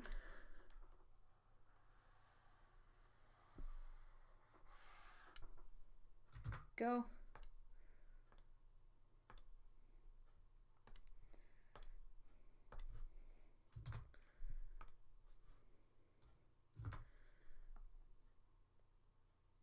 And now go down here. And I'll just keep it as a separate I'll just keep it as a separate layer this time. Thank you, teach me in Discord last time. I hear after you're clicking your mouse. Hello, I'm kind of new here. Hello, Maku. I don't know if I'm saying your name right, but nice to have you here. Welcome. All right. Okay, yeah, let me go ahead and yeah, I think we're done on the line art for the head here. So let's go ahead and let's get this on here. Let's get the eyes. The eyes here will be simple because they're closed. Oop. Gotta put this on 3.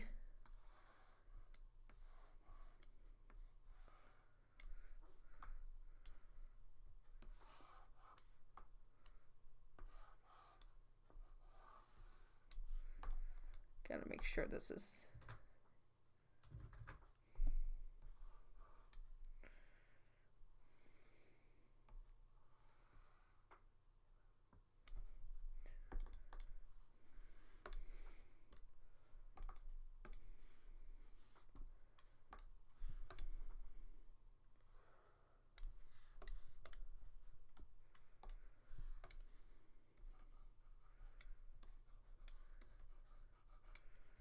All right.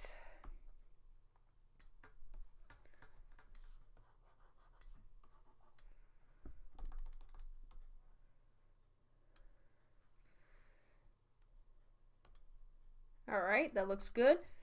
All right, let's go ahead and look at our... Actually, here's what I'm about to... Oh, wait, I'll actually do this after I color. Let's go ahead and autoplay. Probably should get rid of that body because I don't know if that'll, like, flash.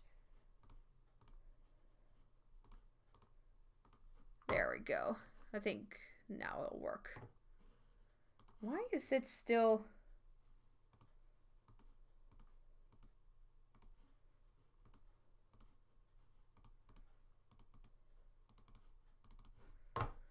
It should not be...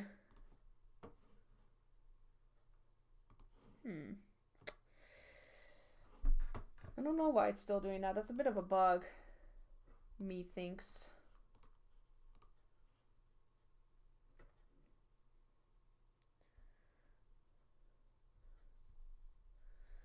I'm new to the world of animation. What program would you suggest I use as a beginner? I would like to start with 2D. This program that I am using, FireAlpaca, it's a good program to use if you're on computer. Flip-a-Clip is good on mobile. Alright, I'll just do it this way. See how I'm able to cycle through the frames here? Alright, let's go ahead and do... I'm just going to do the coloring on this part here.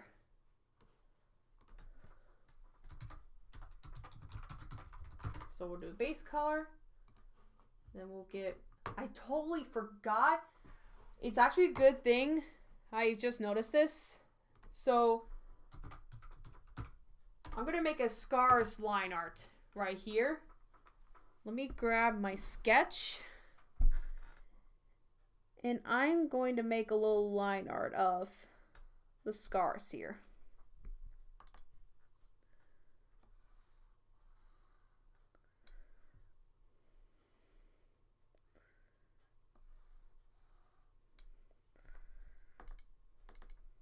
There we go.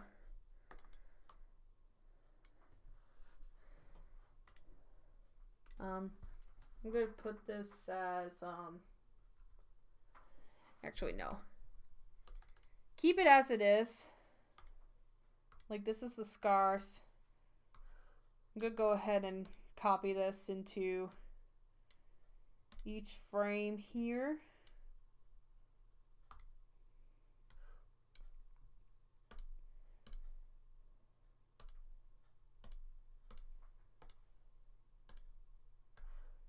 Let's see.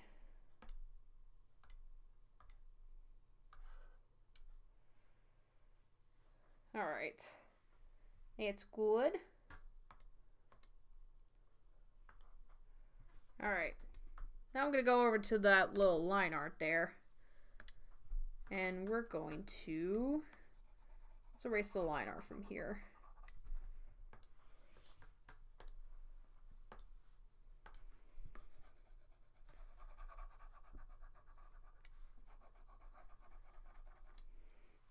Also, for this hard work, it's kind of a bit of hard work, but you know, the hard work pays off. The hard work pays off.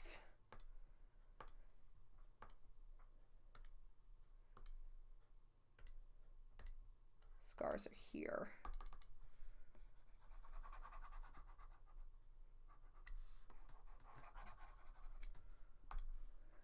There we go. Now the scars will stay the same because scars don't usually move on a scars don't really usually move on a body like an animation. Now when like if a character like gets a wound or something, then you can kind of like move that, but that's really experimenting. All right, so let's go ahead and get the coloring in. And make sure I turn off the sketch for this. And I don't need the eyes on here. All right. So I'm gonna do this.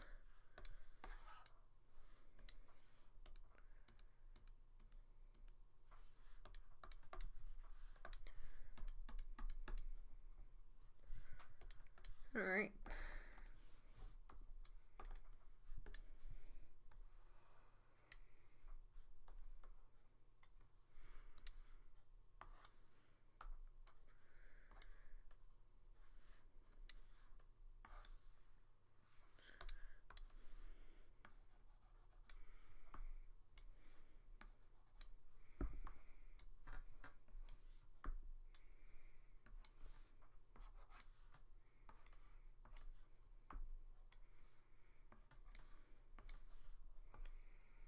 All right. So there's the base color. Let's go ahead and get everything else back. And let's do markings 1. Actually, don't want to clip that. I need the body now. Actually, let's go ahead and turn off the onion skin mode.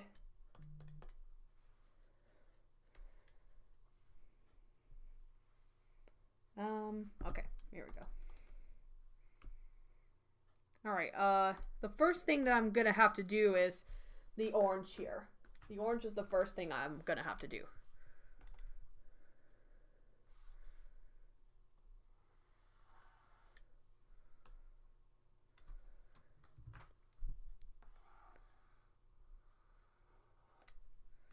Hold up.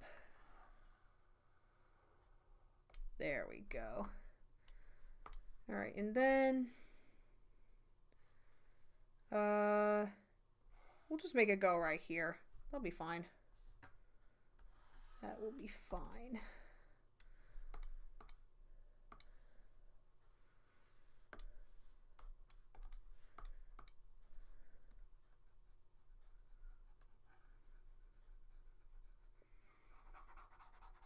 Just do this. I sometimes get lazy with my coloring whenever I can. Whenever I can.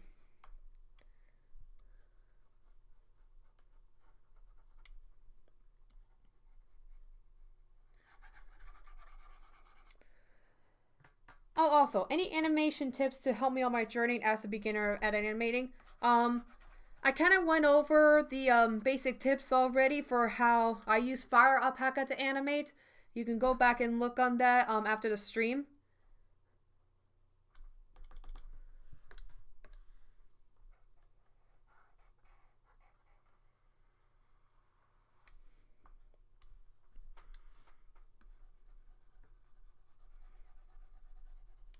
Alright, there we go, that works. Alright, so, yep, that's marking 1 done. I just realized I didn't get this part here. That's fine, though. Alright, we'll clip that. Then we'll do markings 2. I'll just keep it the same color. Because...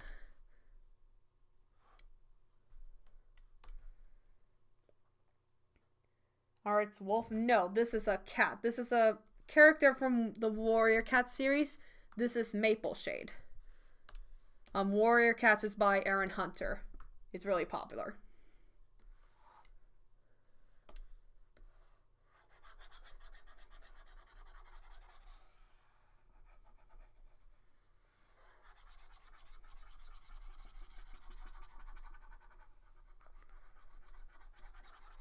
There we go. All right. Let's go ahead and turn off this part here.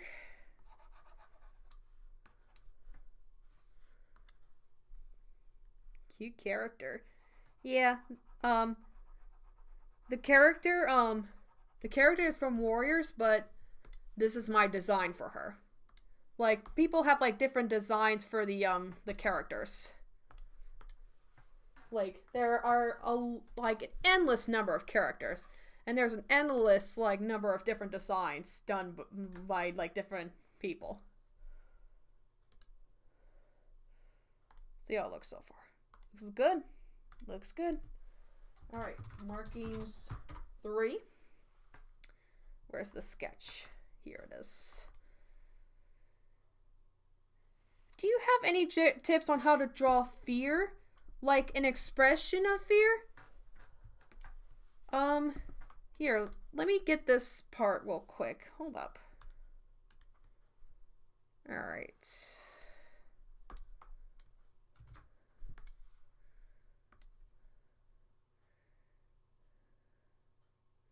And I actually realized, yeah, I should do this. Because when I go up here, yeah, I'm gonna keep that on for now. Alright, and then good. Nope, that's not where I wanted it. There.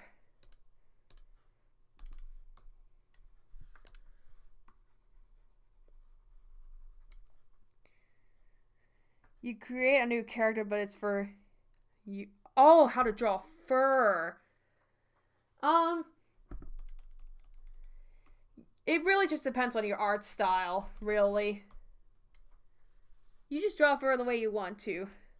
You create a new character, but it's for new. Well, no, I didn't create this character. No. This is a character by someone else. It's just that people make different designs for it. You get what I mean?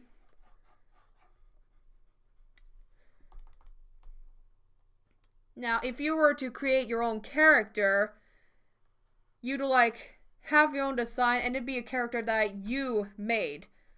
It can't really be like, it can't necessarily be inspired by a character from a different media.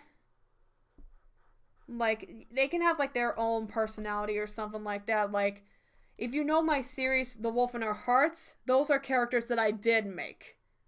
Those are characters that I did make and come up with. Basically. But yeah.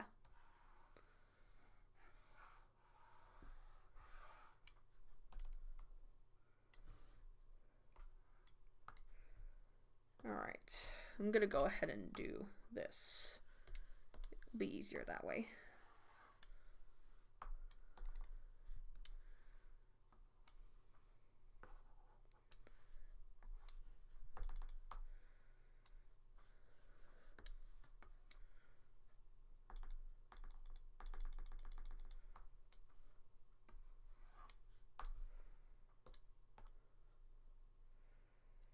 Alright. Alright, so... Alright, so this part is just gonna be... We're just gonna make this the nose. I'm just gonna color in the nose here, because the eyes and the scars are going to be changing here.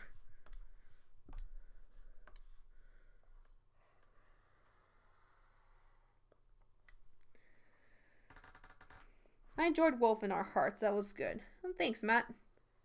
I promise I'm trying to work on episode 3, but I have so many projects right now that I haven't had the time to work on it, and I'm procrastinating on it. But I promise, I will take the time to work on it.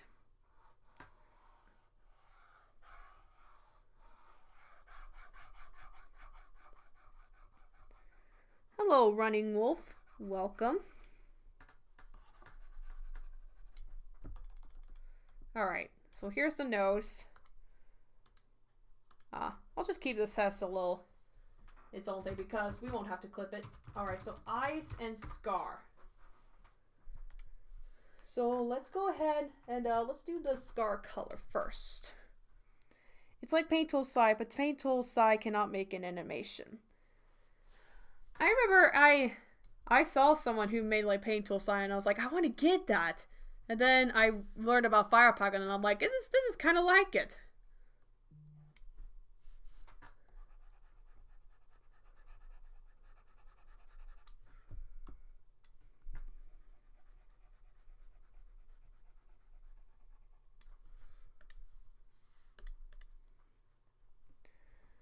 This is my first time on this channel, so where do I find your original characters? So my original characters, you can find it on my channel. There's a playlist called The Wolf in Our Hearts, and there are characters that are shown there. But if you're in my Discord server, you get to see reference of all the characters that I have shown. There are some characters that have not been shown in like series episodes yet, but they're in the series.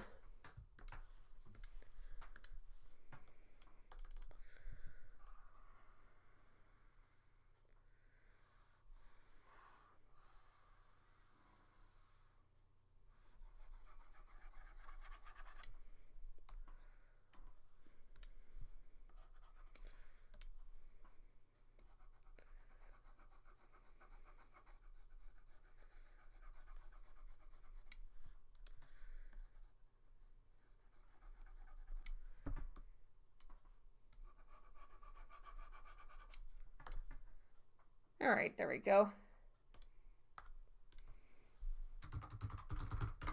And I'm only just going to draw one eyelight since the other eye is like practically covered where the eyelight part would be. Alright. So these two... Hold on. There we go. Yeah, give me these two. Hold on a second. Actually, let me go ahead and just... There we go. Just get that out of the way. Here you go, we needed the ref sheets. Yep. Thank you, Aaron.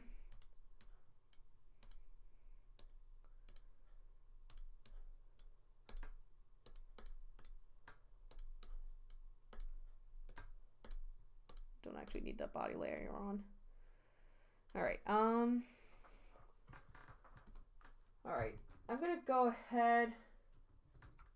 Oh, actually, do not hit. You may be tempted to hit Control C, but actually do not do that. I mean, you can in this instance, but I would not recommend it because if you hit Control C and then you go to the head, it's all saved as like one layer.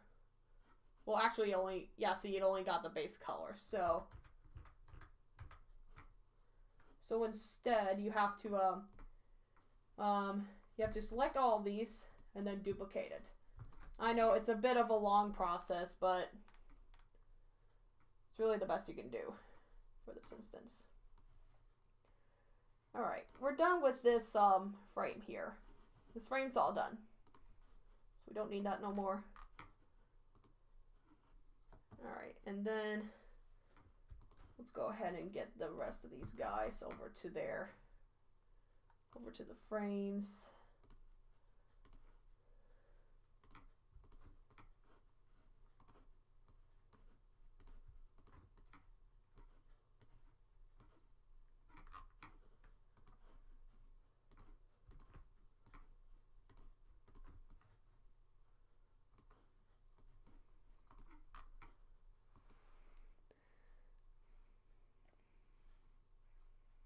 Sorry, but I don't have Discord. No worries.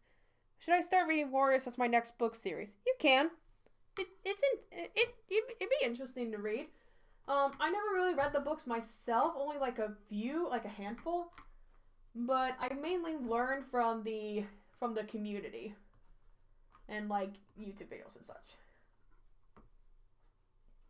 Oh, I don't need this. Alright, let's go ahead and I'm gonna go ahead and adjust this highlight. Just like down here instead. And then, yeah, that can just stay there. That's fine. Alright. Okay. Let me go ahead and save this just in case something happens. Alright,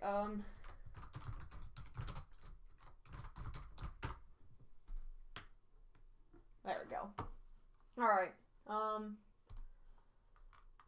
now let's go ahead and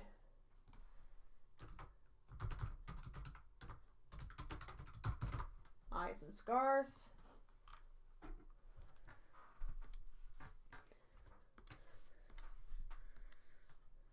Oh, I should do the scars first. What am I thinking? Gotta do the scars first. I like your voice. Thanks.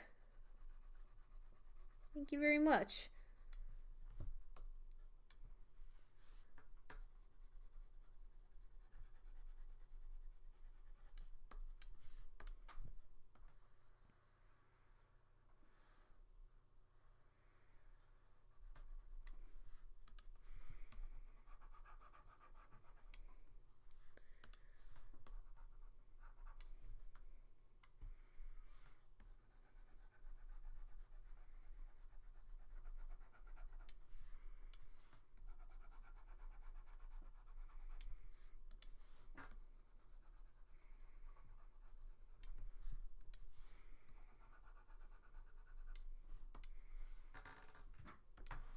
Now I need to get the eyes.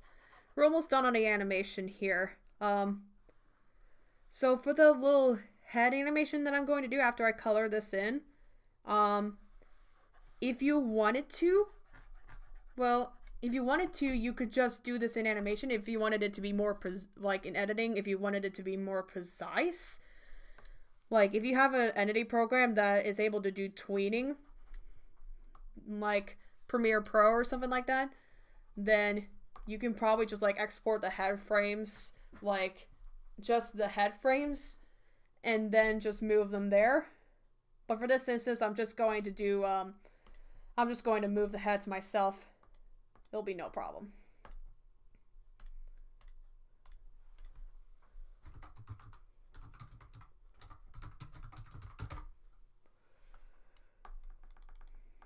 All right. If you last time joined Ray Head Tutorials live streaming Discord, you can know my voice. Huh. Yeah, I saw she was in the VC chat, but at that time I was planning on starting up the stream, so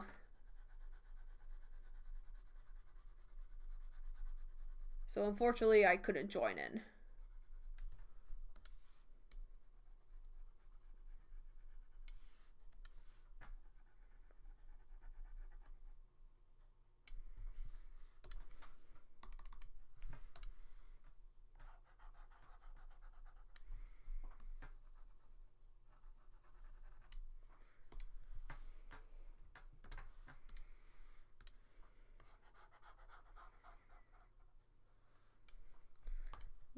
get the highlight off.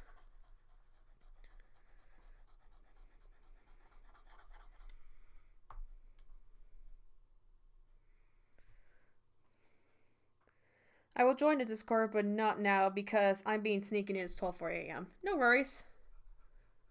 No worries. Alright, there's that done. Let me make sure. Okay. What am I doing? I need to get this back. Should probably do the same here. Let me make sure that I have. Okay. Okay, I thought I was seeing things there for a second. Alright, and now I need the scars. Just the scars. And then we'll be done with coloring. Hello, Aaron. We have 2 Aarons now. That's awesome.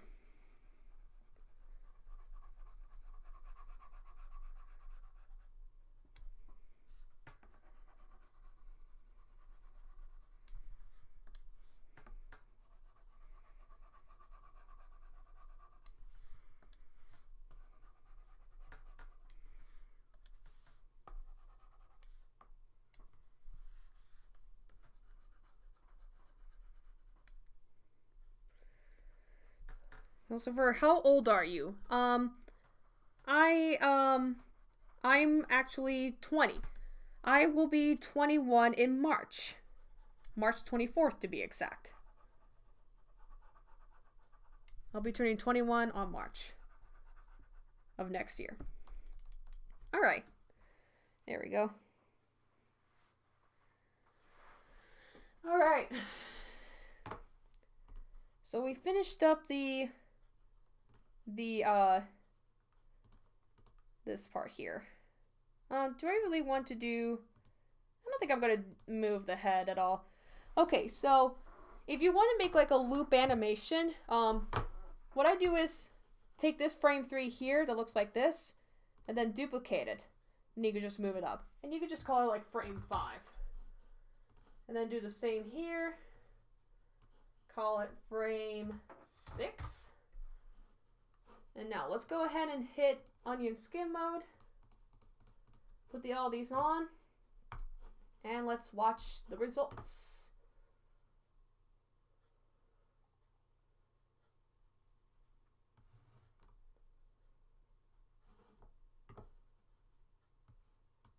Can you guys see this?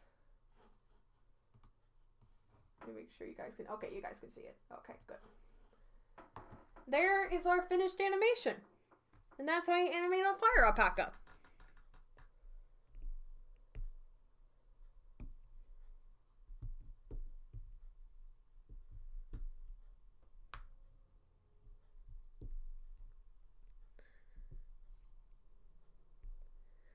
And okay.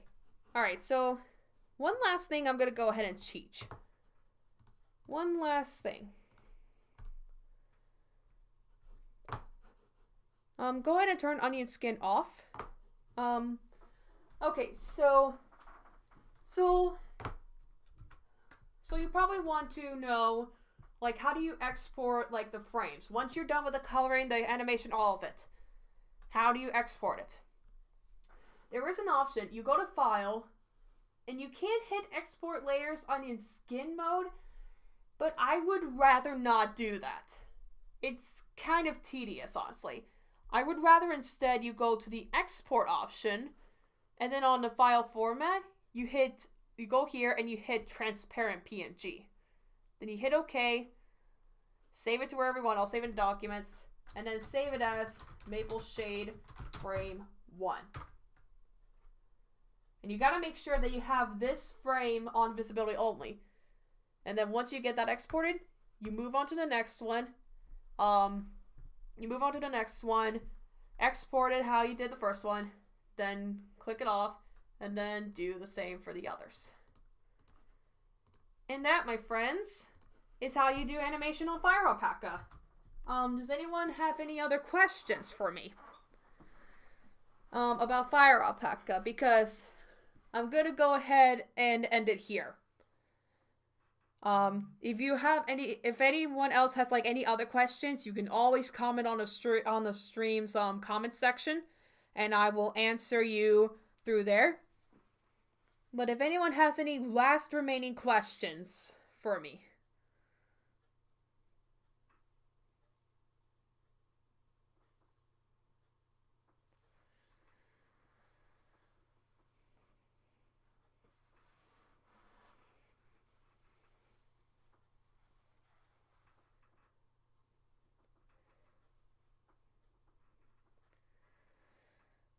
This was fun. Thanks. No problem, Matt.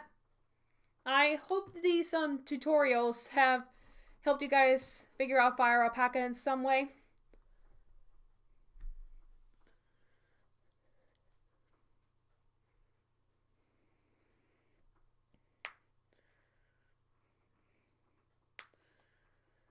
If no one else has any further questions, I think I'll go ahead and end this here. Thank you guys again for tuning in. I hope you guys were able to learn a little something by using FireAlpaca or anything like that. Being able to learn either how to draw on FireAlpaca, like use layers, or learn how to animate. And yeah. So I'll go ahead and end it here. Again, thank you guys for watching, and I will see you guys next time. See ya!